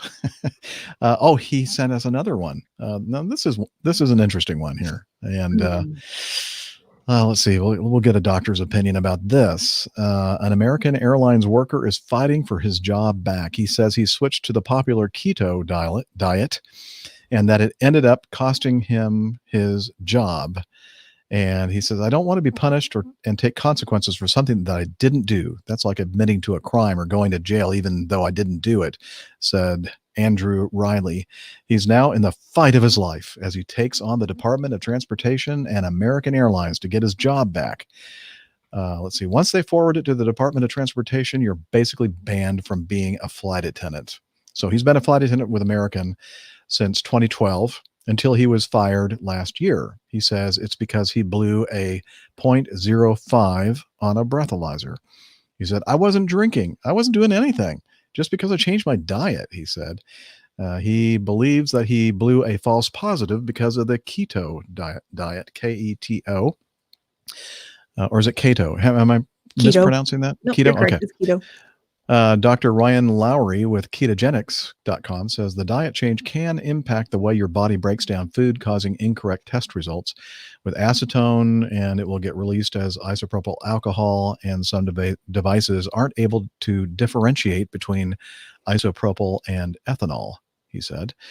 Now a little bit of more background information. This flight attendant that's fighting for his life failed a breath test in 2013. That time though had nothing to do with the keto diet. I don't even think there was a keto diet back in 2013. Oh, sure. Yeah, actually. Oh, was and it? yeah. Oh, yeah. I mean, it's just a very, it's high fat, low carb. So Okay. there's been various varieties. So it'd be of like that around for- Atkins or whatever, Yeah, very exactly. similar. Mhm. Okay. Well, anyway, that time had nothing to do, or he didn't claim it had anything to do with the diet. It was alcohol. And so I guess he went through the program at American and was able to get his job back. And this time it looks like American goes, no, sorry. What do you think, Steph? There's definitely been advances in these devices that are being used, usually, especially in professional environments for doing random spot checks and breathalyzers, and for folks being pulled over under suspicion of driving under the influence. There are devices that can tell the difference between the acetone or between isopropyl alcohol and Ethanol. Ethanol. Thank you. However, if they don't have one of those devices, then it will be a false positive. And there's actually other reasons why you can get false positives on those as well. I think unfortunately, this is something where the burden of proof is going to be on him to do what he can to show that was a false positive. I mean, perhaps having him continue with his diet, be monitored, retesting to see if it's truly a false positive, testing with that same machine. I'm not sure entirely, but I would think there'd be ways to try and prove that theory if that's what it was. But unfortunately for this particular flight attendant, because of that past history, I can see why their suspicions are much higher. And there might also be other information that is not available to us that helped with that decision. Sure. But I would think most sophisticated breathalyzer machines and testing these days could hopefully differentiate the difference between. Yeah, and you would think that a big airline like American would have that. You would think, but sometimes Maybe you'd not. be surprised by these things. So I don't know. They have But trouble I think with that would that. be easy enough to prove if you would have someone, if he would be willing to be monitored for a while he was on his diet, and with someone making sure he's not consuming any alcohol, and then retest and see if it still comes back positive with that same device, and hopefully not positive with another device that's maybe more sensitive. Yeah, That'd the be an easy question way I to- would ask, or if I was about to be tested and would be concerned, I'd say, no, I don't want a test on this device. I want a blood test. Yeah, Yeah. exactly. That's And- the way to be absolutely certain. Yep. And that should be well within your right if you wanted to do that. And that would that the isopropyl ethanol question wouldn't have any bearing whatsoever Not on blood your test. blood alcohol content, no. Okay. I wonder why he didn't ask for that. That's interesting. Good question. Hmm. Well, Yeah. Again, could be some other extenuating circumstances that we're not aware of. So, I mean, So- have there been any cases of a false positive because of this kind of a diet that Yes. you know of? Oh, Yep. okay. And actually, I was just reading through because Jeff was mentioning the year. I was just reading through an abstract of an article from 2007, which was talking about false positive breath alcohol tests after a ketogenic diet. So, Okay. which it I was know possible. one of And our- back then, because it was not as popular of a diet, even though it did exist, many more of those devices did not differentiate between ethanol and isopropyl alcohol. Interesting. I know one of our captains was breathalyzed on the aircraft.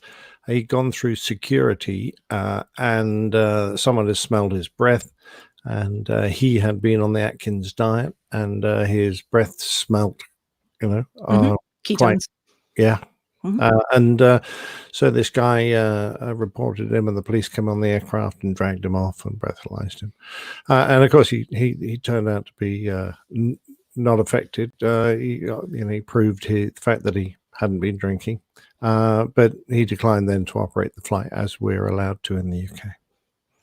Sure. I mean, if you've been accused of that, why take the chance if something were to happen? And I don't know. So the picture in my head when you said they came on and they dragged him off the airplane, Yeah, I'm thinking of the yeah. Dr. Like by the hair. like that Oh guy. yeah, that- yeah. The doctor that was yeah. I hope it wasn't like that. No, I think it was probably a bit more gentlemanly. but- Okay, good. Civilized. Like we're gonna need you to come with us. Okay, Yeah. fine. Sure. Mind you, I wasn't a witness. I'm only going by third-party information. Thank you, Liz. Dr. Dow. DAO. Okay. Steph, you've been on the Dreamliner? I have one of my Okay. favorite. Do you want me to What do you think about those electrically dimmable windows? So I really like them. That would Unless be you're dim-wit. Nick. they're really neat technology. Yeah. You just press on the little button and it becomes more dim and it can be bright as day outside. You don't have to deal with window shades and all that nonsense. And there's a gradient, so it's not always completely clear or completely opaque. And it kind of gives you this nice like blue effect sometimes of the sky, so it makes for really good pictures. But I do usually like to have at least some light coming through the window, so I don't care for it very much when they can be centrally controlled and all completely blacked out for the folks who want to sleep or watch movies. That could be a problem. And in fact, so much so that United Airlines has sent out a notice to its flight attendants regarding the airline's 787 Dreamliner aircraft windows. The staff have been reminded to not centrally lock the electronically dimmable windows, the EDWs. Ooh. Yeah. The Chicago-based carrier wants its passengers to be able to allow as much light as they as they want. So I guess they're calling these things transition windows, and kind of like I guess a transition. I mean, the passengers might stay awake, and then they'll want things. They'll They want make- to be served and looked after. Yeah. Some of us do want to be served and looked after. So much better to have the windows all black and everyone goes to sleep. So I mean, I don't think most people, even if it's the middle of the day and most people are trying to watch movies and things, are going to have the window completely bright if they're given the option. It's nice to have some reference to what's going on outside, but you can make these windows relatively dim or relatively have a relatively small quotient of light coming through and still be able to see outside. And it makes it very easy for other people to watch their movie screens or their IFE or take a nap, use a eye mask. People, come on. You know what? One thing I do like about the system and locking, the ability to lock them in a certain setting is for takeoff and landing. Yes. I would make sure that they were, in the completely transparent mode at that point.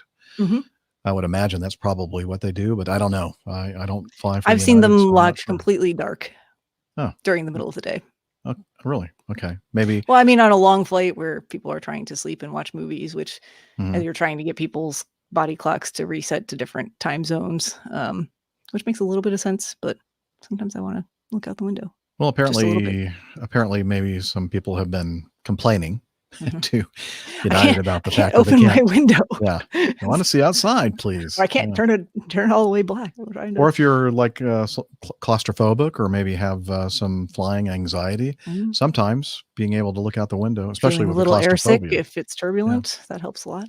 Yep. All right. Well, there you have it. That's the rest of our news items, and we also we're still in the midst of our feedback, Steph. I see a lot here with my name on it because apparently Yeah. the color blindness thing was a big, Yeah, it was really interesting topic for a lot of people, which I'm So, glad. do we want to tackle I don't know where you guys those, were or number well, wise. I think one of the things that might be worth talking about is the audio feedback sent in by Captain Nigel. Yes. Regarding the coronavirus, because it's quite Everywhere. topical right Yep. now. So why don't we do that first? And it also has a medically oriented kind of twist, or not twist, but it Slant. deals with slant. Thank you. That's the word I was looking for.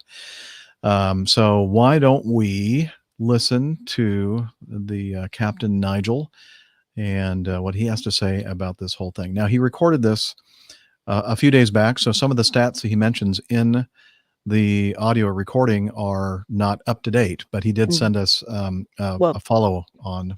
Perhaps by the time people listen to this as well, those stats will Oh, all yeah. be out of date again anyway. So That's whatever stats he mentions, just go ahead and go to the WHO or CDC website and you can find out the up-to-date information. Right. Or this nice link that I have that will be in the show notes from John Hopkins University that kind of puts in a graphical format. It's a pretty slick little thing that they've come up with. Anyway, here we go. Here's Captain Nigel, and take it away, sir. Hello, APG crew and community. I thought I'd continue on from my widely acclaimed feedback last November, which concerned the protests affecting Hong Kong Airport.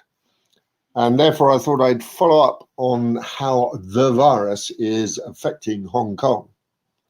I'm going to loosely use the terms coronavirus, which is a squiggly bit that gets inside you, and COVID-19, which is the consequent disease. I'm also going to focus on aviation, and I'm going to leave the medical bit to Dr. Steph to discuss if she so chooses. As a bit of background, I was in Hong Kong in 2002-03 when SARS was going on, so I know a bit how people react to this firsthand. And I'm going to also ask you all to buckle up because there are lots of numbers to follow. Firstly, I'm going to talk about what the International Air Transport Association, IATA, says. They're the lot that represents 290 airlines. As we all know, lots of international airlines cancelled flights to the regions. It wasn't just to China, mainly at mainland China, but it also affected Hong Kong, Taiwan, and Macau. The major US carriers stopped, as Delta, United, and American, as did Air Canada, the Air France, KLM merger, Qantas, and BA. In all, about 50, well, more than 50 airlines cancelled their flights to mainland China.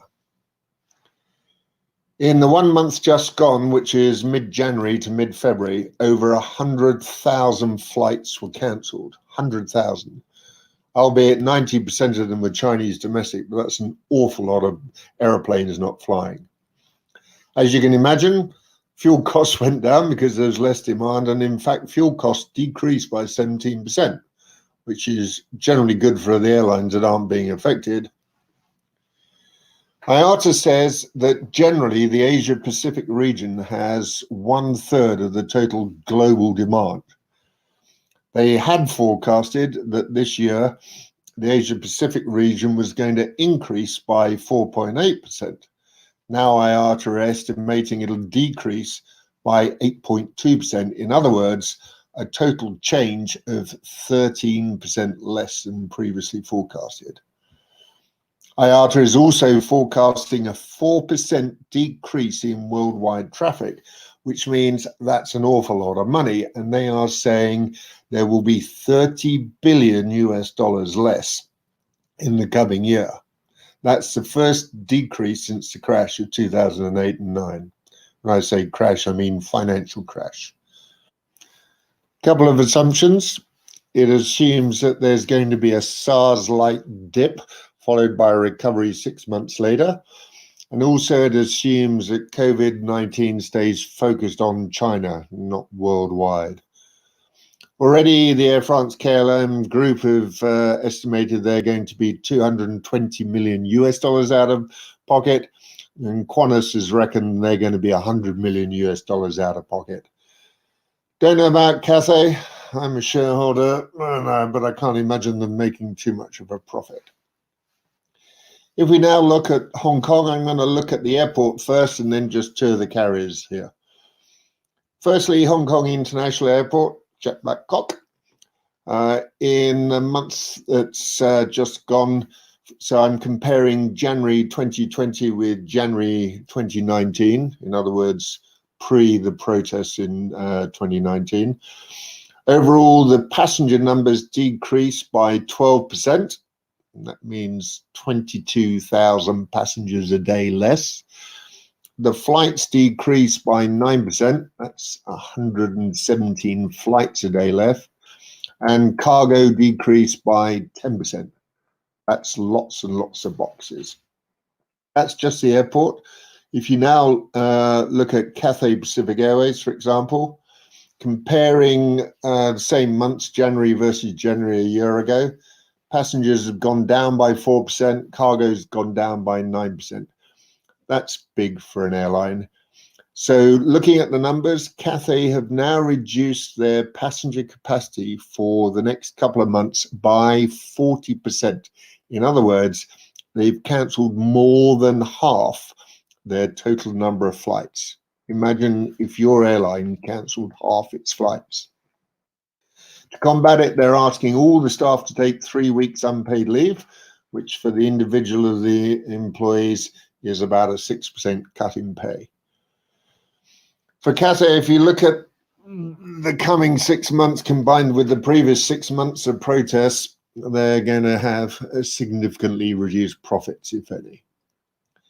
However, if you look at another of the airlines, which is called Hong Kong Airlines, and that's not to be confused with Air Hong Kong, Hong Kong Airways or Hong Kong Express. There are lots of little airlines here as well. Hong Kong Airlines has got 44 Airbuses. About half of them are 330s, and the rest are either 320s or 350s. So modern aeroplanes, big aeroplanes. Hong Kong Airlines is a subsidiary of the Hainan Airlines Group, which of course none of us have heard of, but it is in fact one of the most active investment companies in the world, and it acquires numerous assets under its name all over the world. I have to state, Nigel Damery's one rule of finance, never take financial advice from a pilot. What I observe is that if you operate with huge debt, you've got no contingency fund. That's that's Hainan Airlines Group's problem. They didn't foresee the Sino-US trade war. They didn't foresee the Hong Kong protests, and they certainly didn't foresee COVID-19. Basically, they've run out of cash. Everything's up in the air, and the group is now being taken over as we speak by the Chinese government. And the government, once it's taken it over, is aiming to sell off all its aviation assets. So if anyone wants 44 Airbuses, apply to the Chinese government. What it means for the Hong Kong Airlines itself, it's got a staff of 3,500 people. 400 of them have already been told they will be made redundant. They're mainly the flight crews. 170 of them were sacked last week. On one day, they came to work and they went home again straight away. And the rest of the company is either on unpaid leave or part-time work. For how long, we do not know, but it won't be long because soon they won't have any aeroplanes. In general, then, I'm going to sum up with a few facts, then my humble opinion. And that's dated the 24th of February 2020 because the numbers are changing all the time. So far, COVID-19 has had about 80,000 cases, of which 2,600 are dead, and about 25,000 have recovered, and it's spread through 34 countries. I think it's 4 more countries today. If you just look at the dead and the recovered, because presumably the other people are still ongoing, that's about 10% of the people so far have died. That's similar to or slightly less than SARS in 2003. The difference is SARS was contained. In other words, it stopped within the year. They managed to keep it isolated to 29 countries, only 8,000 cases. Already COVID-19's had 80,000. And SARS had 774 dead. Already there 2,600 dead with COVID-19. The World Health Organization, or WHO, says the mortality rate's about 2%. Personally, I can't work that number out, but that's what they say. Some people say, oh, well, it's just another virus, a bit like flu. So let's have a look at flu. In 2018, 2019, over that winter, I'm guessing, there were 43 million cases of flu worldwide, of which 650,000 ended up in hospital. And of those 650,000, 61,200 died. So that number is about 1.5 deaths per 1,000 people. So that's significantly less than the 1 or 2 or 10% that we were talking about with SARS and COVID-19. COVID-19 is worse than flu. And there's no vaccine yet. There is some form of vaccines available for flu, but so far they haven't got one for COVID-19. Looking at some of the countries, Japan and Korea both have about 800 cases each. Japan's was mainly on one cruise ship, which probably acted a bit like an incubator in my humble opinion. Italy today has now put 50,000 people into quarantine. I find it difficult to imagine the West locking down cities of the size of 10 million people, such as London. China did that. They locked up 3 or 4 cities, 10 million people, that's it, stay at home, don't go to work. And today, Austria is considering closing its border with Italy. So it's into Europe in a big way. Looking slightly further eastwards, Iran is struggling, definitely. And it's reported 43 cases, of which 12 are dead. So that's a very high death rate for the number of reported cases, which makes you think that if 12 are dead, there are actually way, way, way more than 43 cases. 3 new countries today have come on the affected list: Afghanistan, Bahrain, and Kuwait. All of them reckon that the people came from Iran. So far, WHO is saying that the incubation period is 14 days. In other words, if you have it on day 1, 2 weeks later, you'll be fit and healthy again or dead. However, some more recent studies are coming out and saying that it might be 24 or 27 days. So we're putting all these people into quarantine for 14 days, but actually 2 weeks later, they're still infectious. Other studies are saying that about 2/3 of the exported cases from China may have gone undetected.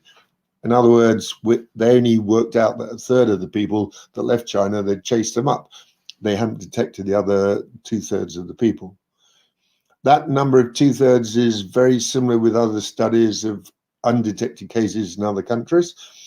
So the latest study says that they reckon that 2/3 of the cases have been undetected globally so far. Globally. That means in a town like yours.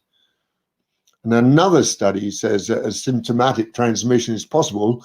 In other words, you can have it, you don't know you've got it, but you're passing it on to everyone around you. Finally, my opinion, without wishing to be scaremongering or being pessimistic, the IATA and WHO reports are definitely not optimistic. We haven't had a recession for 10 years. Recessions tend to be cyclic. Recessions always affect the airline industry. That's us listeners at APG. And so what I'm saying to you is, I hope you have your seatbelt still buckled, because there's possible turbulence ahead. This is Hong Kong Nigel signing out. Good luck to all the APG community. Thank you. Well, that was quite positive, huh? Thank you very much, Nigel, for sending that in. And now we're going. He covered the medical part of it quite nicely. So Yeah, he did. I don't know what else you want me to cover about it, Nigel. Well, but you're an summed expert in epidemiology, right? Does it involve spines? Mm, Sometimes. Yeah, maybe. Not too much. Well, You get spinal abscess with COVID-19. Post-death, I'm sure your spine plays a part. Rigor mortis and all that. No, perhaps not. Yeah, as we said, at the beginning, the numbers that he was quoting there actually have increased considerably. I have the current ones. I just pulled up the actually, if you go to the WHO website, they have this whole the WHO website. Who is there an owl around? They have this whole dashboard where you can look, and it's kind of interactive, and it tells you how many confirmed cases, and it breaks it down by country and the date on which they were discovered or diagnosed. So current confirmed cases, 83,694.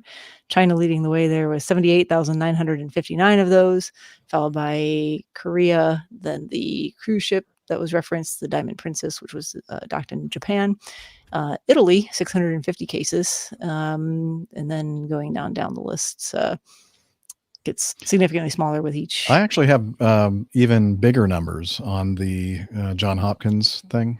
Oh, really? This is like current from the WHO website, as far as I'm seeing. Well, this one is as of 3:53 p.m. and 2 seconds that might even be a more recent update than what they've actually put on their website for the WHO. So go ahead. Yeah, that's why I like this one better, because it's like up to the second.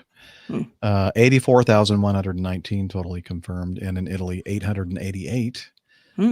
So yeah, odd, because the one from WHO says last update today 4 p.m. which is right now. They're using different numbers then. Different numbers. So well, either way, we're within a certain percentage. I'm okay. Sure. Anyway. Interesting. So what do you think here? Is this going to be contained, or? So I think the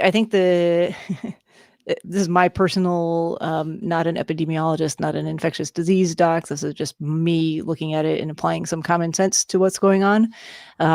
This cat is out of the bag for sure. It's a global phenomenon at this point.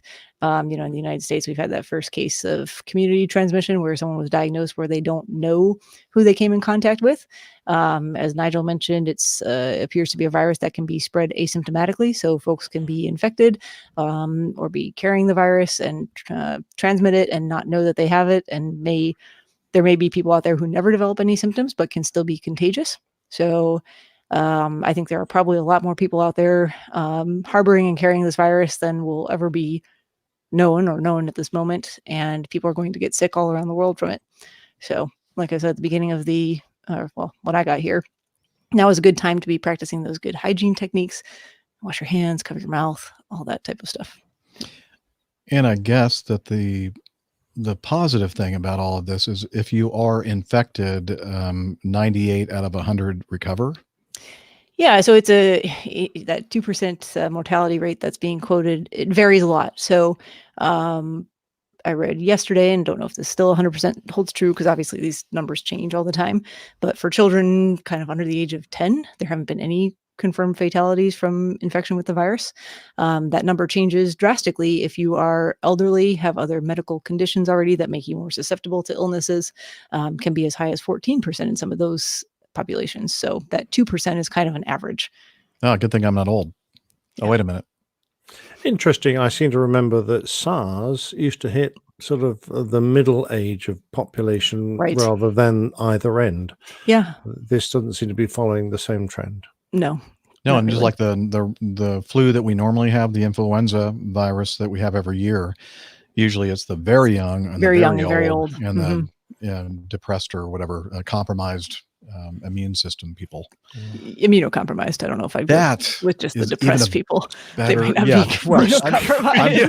I'm I'm depressed. having a thinking about terrible it. day and I've got the flu. The flu. I tried to change that. I tried to correct I knew where myself. you were. I knew where you were going with that. A weakened immune system. Yeah, You could even that's call it a depressed immune system, but that kind of gives the wrong connotation. Anyway. Well, the big problem for a lot of airlines is, of course, confidence is such a big player in this, and people will be putting off travel now, which means there are going to be a lot of empty airplanes flying around. Yep. I think unless you're going to sit around in your house and not talk to anyone or not interact with anyone, for most of these places, unless you're in one of these hotspots in Japan right now, or not in Japan, in China, I'd say go ahead and live your life for the most part. Yeah, but people don't think that way, do I they? understand. I mean, No, they within the United States, there'll be a lot of flying, but internationally, I think there'll probably be much less.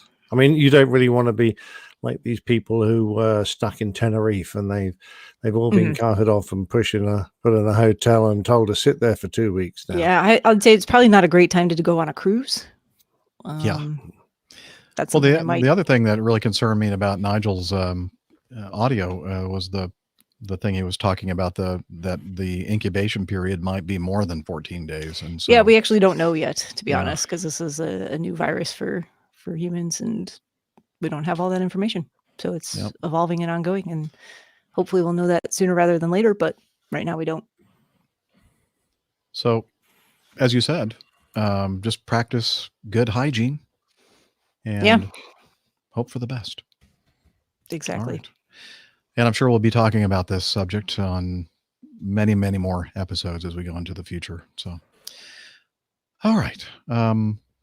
Let's see. We have to kind of pare down some of our lineup in the feedback, and I think we've made the decision to start with number 8. Yeah, I will say, because I kind of mentioned it or teased it earlier, that there were a lot of color blindness feedback responses to what we talked about before.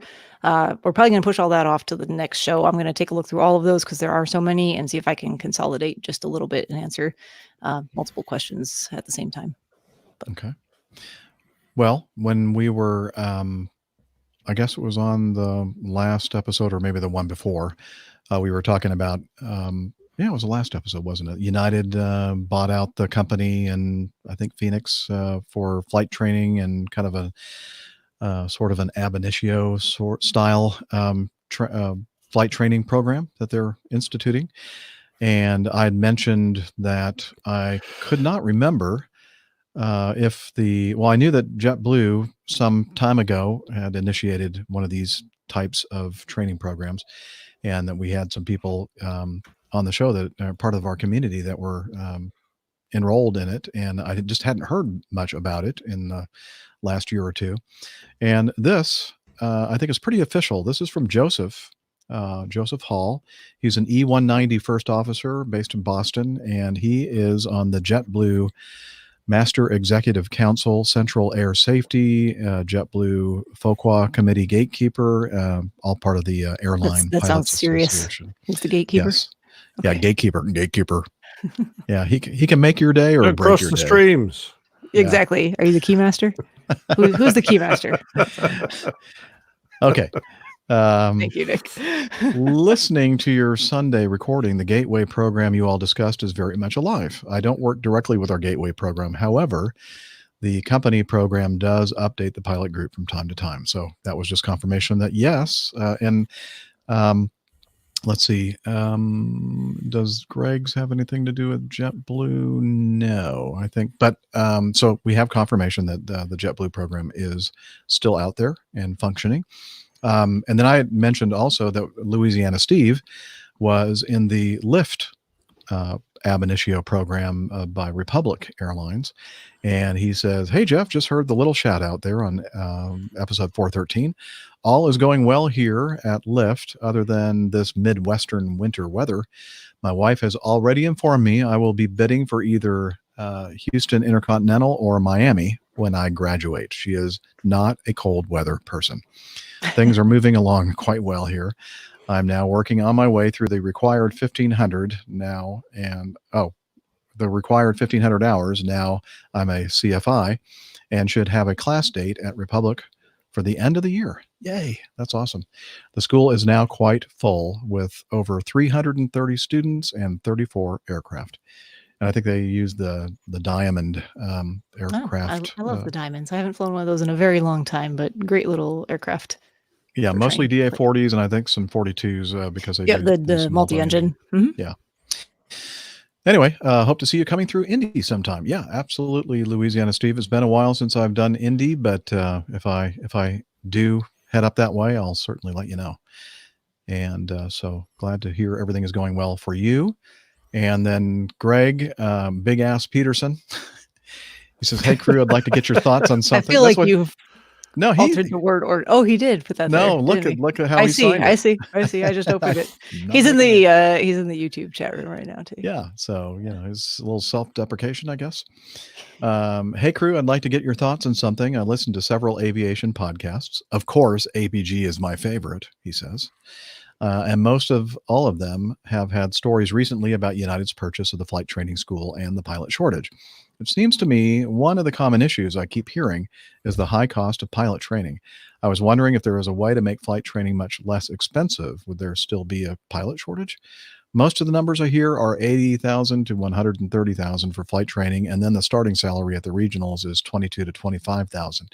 Do you think the high training costs are being used as a weed out so that only folks that are really serious about a flying career are willing to invest that kind of money? I understand that just getting a private pilot certificate is in the $7,000 to $8,000 range. Maybe in the whole scheme of things, that's really not that much, but I think that deters a lot of people that could be good pilots from even attempting to get into the business. Blue skies, unlimited visibility, and tailwinds. Keep up the good work on the show. And again, Greg Peterson from the Big Ass Fan Company. And I think that figure about the regionals, I think that used to be true, but isn't the starting salary much higher now? Like double that? It's definitely higher, and there Yeah. are sign-on bonuses contingent upon staying for a certain period of time type of Yeah. thing. But it's still disproportionate, it's Mhm. not that different from what doctors go through with the cost of medical training and then coming out into a residency program where you get paid. So I understand this very, very well. I don't think it's being used as a weed out. I think just legitimately flying is expensive. And you have to somehow get that experience in order to be an employable airline pilot and get enough experience to get through all those ratings, which is a little bit unfortunate, but I think you talked about the some of these ab initio programs more the last show. Mhm. But I think we're going to see more and more of that because ultimately the airlines have to do something about this pilot shortage that's coming and is certainly showing some of its signs within the regional airlines already. And they're going to have to do something to keep those pilots in the pipeline, those up and coming pilots. And if you don't do something to control those costs, you won't have enough people filling those spots, and then you'll have a shortage, definitely. Mhm. So I think it's a good thing. I think they're going to have to recoup those costs, certainly. So there's going to be a lot of I think that's going to be written into contracts at some point, where if you go through our program, then you stay with us and you pay back however many years, and you can do the flight training at a reduced cost. Mhm. I think. Oh. It's Well, I time guess to it's the end of leave. our show. I guess we're done. You know what? It's like, You know is there what like that a hook coming for me? I'll explain what that is here in a second. Okay. Can you keep talking? Hang on. I used this. That's the audio editing program that I use to do the show, Mhm. and We started editing already? That's how efficient I am. No, I used this program for Roger's intro at the beginning, Uh-huh. and I never went back in to hit stop. I see. So this whole time it's just been playing, but there's nothing to play until the very end. I gotcha. But the people in the video, by the way, if you've never heard the audio only podcast, that is what you hear as a music bed as we're trying to wrap up the show. And so that's what that was. Oh, I've never heard that before. No, I'm the just video. kidding. Yeah, wait a minute. Yeah. Wait a minute. Well, I actually believe that. I have. I know. I'm just kidding.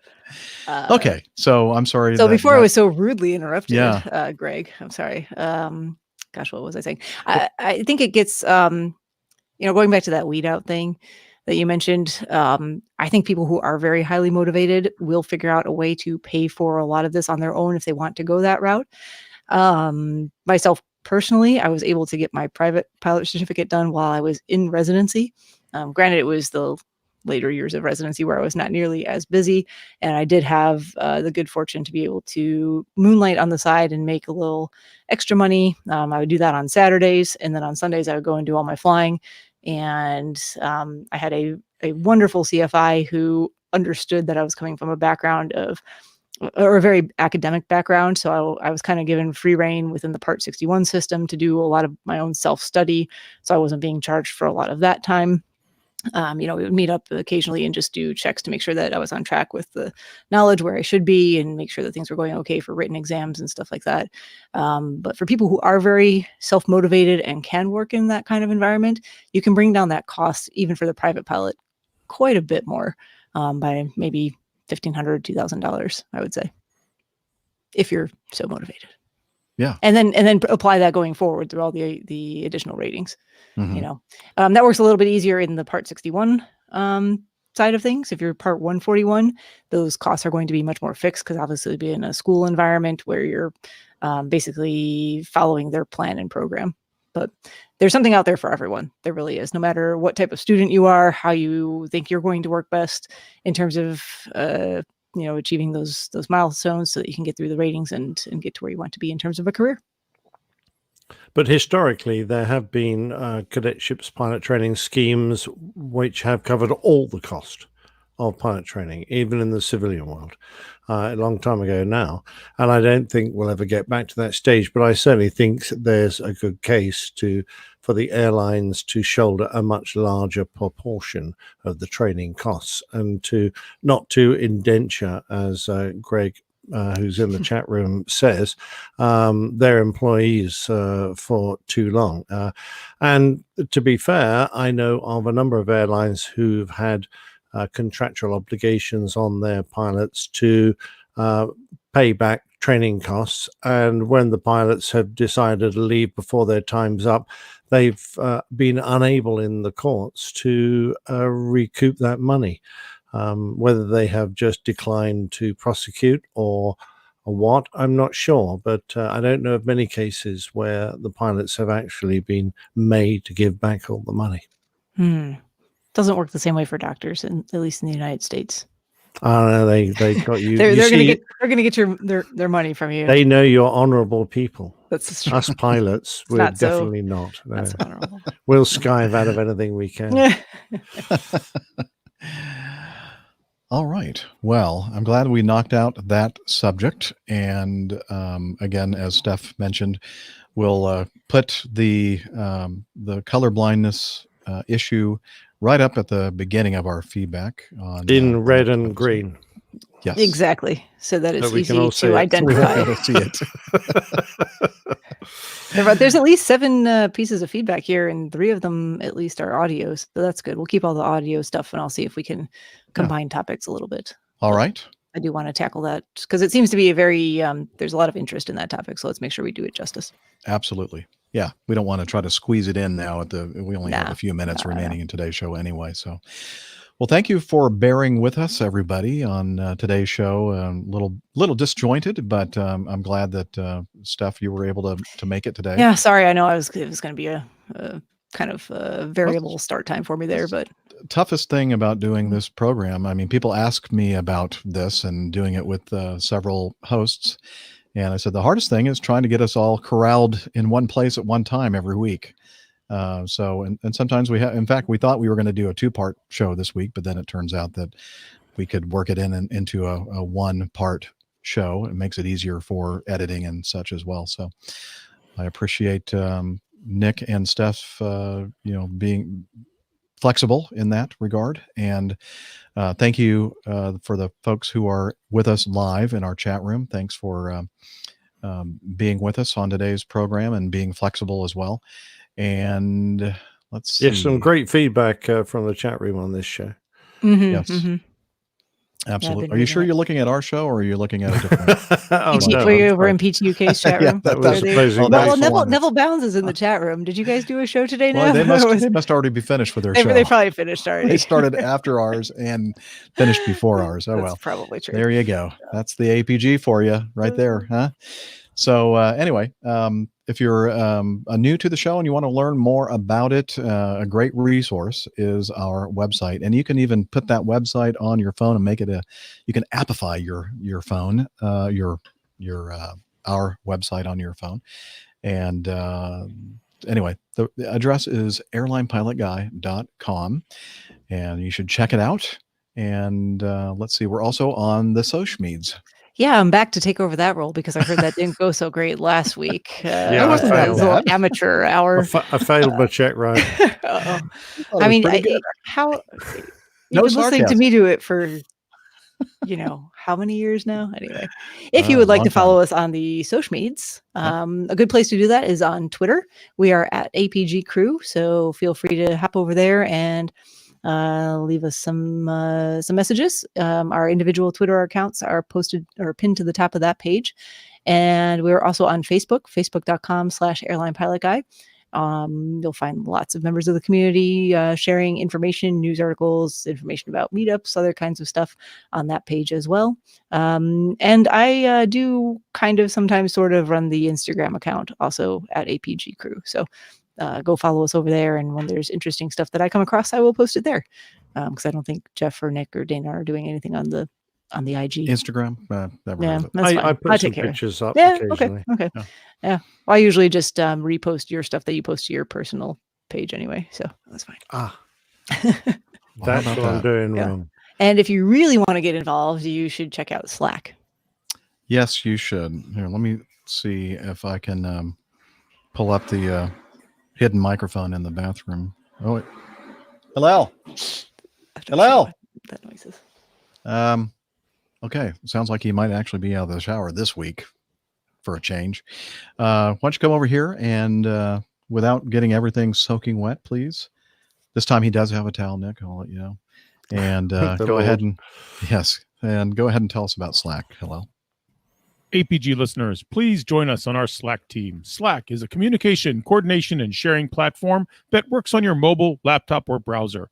On Slack, we share news and ideas. We suggest episode and Plain Tales topics. We plan events and meetups. To get into the Slack team, please email me at slack@airlinepilotguy.com. That's SLACK, Sierra Lima Alpha Charlie Kilo at airlinepilotguy.com, or send me a tweet with your preferred email address to @Hillel, and I'll send you an invitation. That's Hillel, spelled Hotel India 11 Echo 1, and see you in Slack. Thank you very much. Now you can head back and do whatever you're doing over there. And so, oh, gosh darn it! Could you wait until the show's over? Okay. Well, thank you, Hillel, for that. And until next time, wishing you clear skies, unlimited visibility, and tailwinds. Take care, and God bless. Cheers, y'all. Bye, everybody. Ba-doom, bam. Rim shot. There's that. Well done, sir. Here, Well done, somewhere. Steph. How are Thanks. you yawning? It's not even that late. I mean, kind of. It just gets What is worse and 9 worse as time nine- goes on. It's like 9:20 p.m. Yeah, Yeah, I come know. on. This is quite late for me now. I'm retired. You see, I'm. You know, I think you need to go out there and get a job. Like, Yeah, you need to be like a greeter at Walmart or something. Do you have those where you are? B&Q is where all Okay. the old people go. Perfect. You just stand there in the door and say hi to people when they come in. Like, hi, thanks Oh for yeah, shopping well you here. offer them a DIY advice and Oh, perfect. yeah. Sure, you have lots of advice to offer people. Yeah, me, Yeah. It might not be DIY. helpful. and it's a family program, so we can't get a little right. sample of his advice that he likes to give. I'm going to people. send you some shoulder exercises there, Nick. Oh yeah, the kids killing me. Pendulums and wall walking. Get on it. And, Now Liz is the one that selected Oh. Greg's post there. I didn't. Yeah, do that. I know. That was okay though. I understand why that's up there. Oh dear, so unfair. Poor old man. Yeah, I'm right behind you, buddy. Nah. All Tim right. agrees with you though. It's 9:20 p.m. on a Friday night. We're knackered. Really? Yeah, it's Friday night. Alright. I think I'm going to be up until like midnight or 1 a.m. tonight. So Ooh, well, I got some meetups planned with runners tonight in the ATL. So neat. It's going to be a long night. Going to have to get some caffeine. All right. And then you're going to be drinking beer tomorrow night, and then you're going to run a half marathon. Then I'm going to run a half Sunday. marathon. This is going to be Hooray! Woohoo. You're superhuman, Good I times. think. Good times. Really? That's not even the half of it. So, Oh boy. yeah. Okay. Well, thanks everyone for joining us again on our live show. Without you, it would be very, very boring. Really helpful that you're there, and it's kind of fun to see you. It would be a very short show anyway. We just have news and then like, Yeah. hey, how's it going? What you been up to? And okay. I did notice that there was. Sorry. I was going to say that I did notice there was a point at which it looked like it was the air-to-air missile show. There was a lot of top secret information being banded about in the chat Really? room. I Uh-oh. noticed. Do we have any responsibility or liability when it comes to that? I hope not. 'Cause I knew nothing we need a about it. disclaimer like Opposing Bases has. Yeah. Like the whole legal. That would then add another 10 minutes to the show. This is true. No kidding. Yeah, it would. I mean, I think savvy listeners know that we're not any sort of real advice. And they can only get us for 50% of it anyway. We're entertainment purposes. Yeah. But I mean, we try to be factual, but yeah, like you said, that 50% really. Okay. What is that? Is that a comment that was earlier? That was in a the comment show? that was earlier. Okay, I was going to think, are we still talking about radar and It's just, missiles? no, I was just giving an example. Okay, yeah. I I can't was looking go at that see- going like, I don't know what they're talking about. Time for a nap. I don't have time for a nap. I got to pack for this trip and then go to the airport and get on a We plane. better let you go then, Steph. So Oh, no, let's no, go. I'm good. I got time. Okay. Anything else to discuss with our wonderful chat roomers? No, other than Tim Needham, we're both in Hampshire. Oh, yeah, and your there's a neighbors. storm coming, so batten down the hatches, Tim. Good luck, mate. I hope you still have a roof tomorrow. Oh, interesting. On the way here, I was out at the York County government buildings. Don't worry about that. Before I came here, because I had some errands to take care of. And driving out there, it's nowhere near my house, even though it's in the same county. It was a 40-minute drive away from here. But on the way out, I was driving past some of the areas that actually had one of the tornadoes from a couple weeks back, and you could actually see where the trees had fallen down, like in line along where the tornado cut a path through and across the road, which was Oh, really? yeah. I mean, it wasn't a wide swath or anything. It was just like, one single line of trees, but I don't know what else does that. So that had to have been one of those spots. Yeah. And I know it was close to near one of those. It's one of them twisters. Twister. Here's the twister.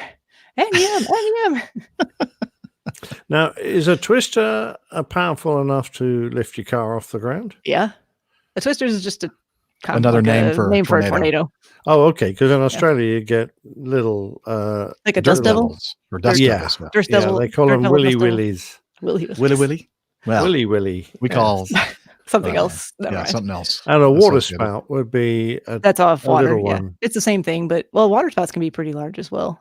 They can be. Okay. They're essentially just sucking up tornadoes, water. just Yeah. over water instead of over land. They tend to be not quite so bad as a land tornado, but Well, because they usually don't impact. I think, things that's or probably boats. why. And also, maybe, I don't know if it has something to do with like, do they use up some of their energy by sucking up all Sucking that up water? I don't know. I'm not a No, meteorologist. water in theory gives them their energy because they Yeah. can't exist for long over land. Yeah. Hmm. Yeah. Well, okay. Too bad Willy was after the end of the show. Yes, Liz. So Mike said something about sick. In regards to, I guess, the COVID-19 talk. I suppose so. Any other ideas for titles, ladies and gentlemen? And I use that very, very liberally. The one I'm favoring is still the wingless beaver. Wingless Or beavers and ducks. FU2. FU2. I liked it. Actually, you know what? I FU2. totally forgot because I heard that and I was going to greet you guys by saying, well, FU2. FU2. Oh, yes. You must be referring to the fume, the smoke, vertical exactly right. visibility. Exactly. I don't know what else you would be referring to. I mean, geez. I don't know.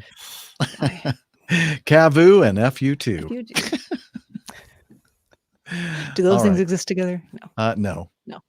No. But it kind of like has a nice ring to it.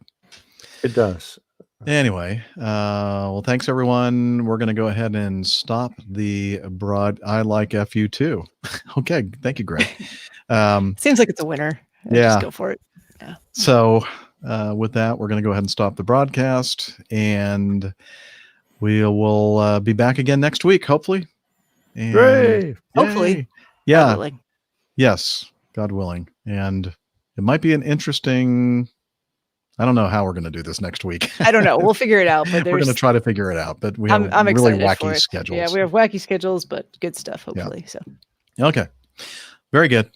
See you, everybody.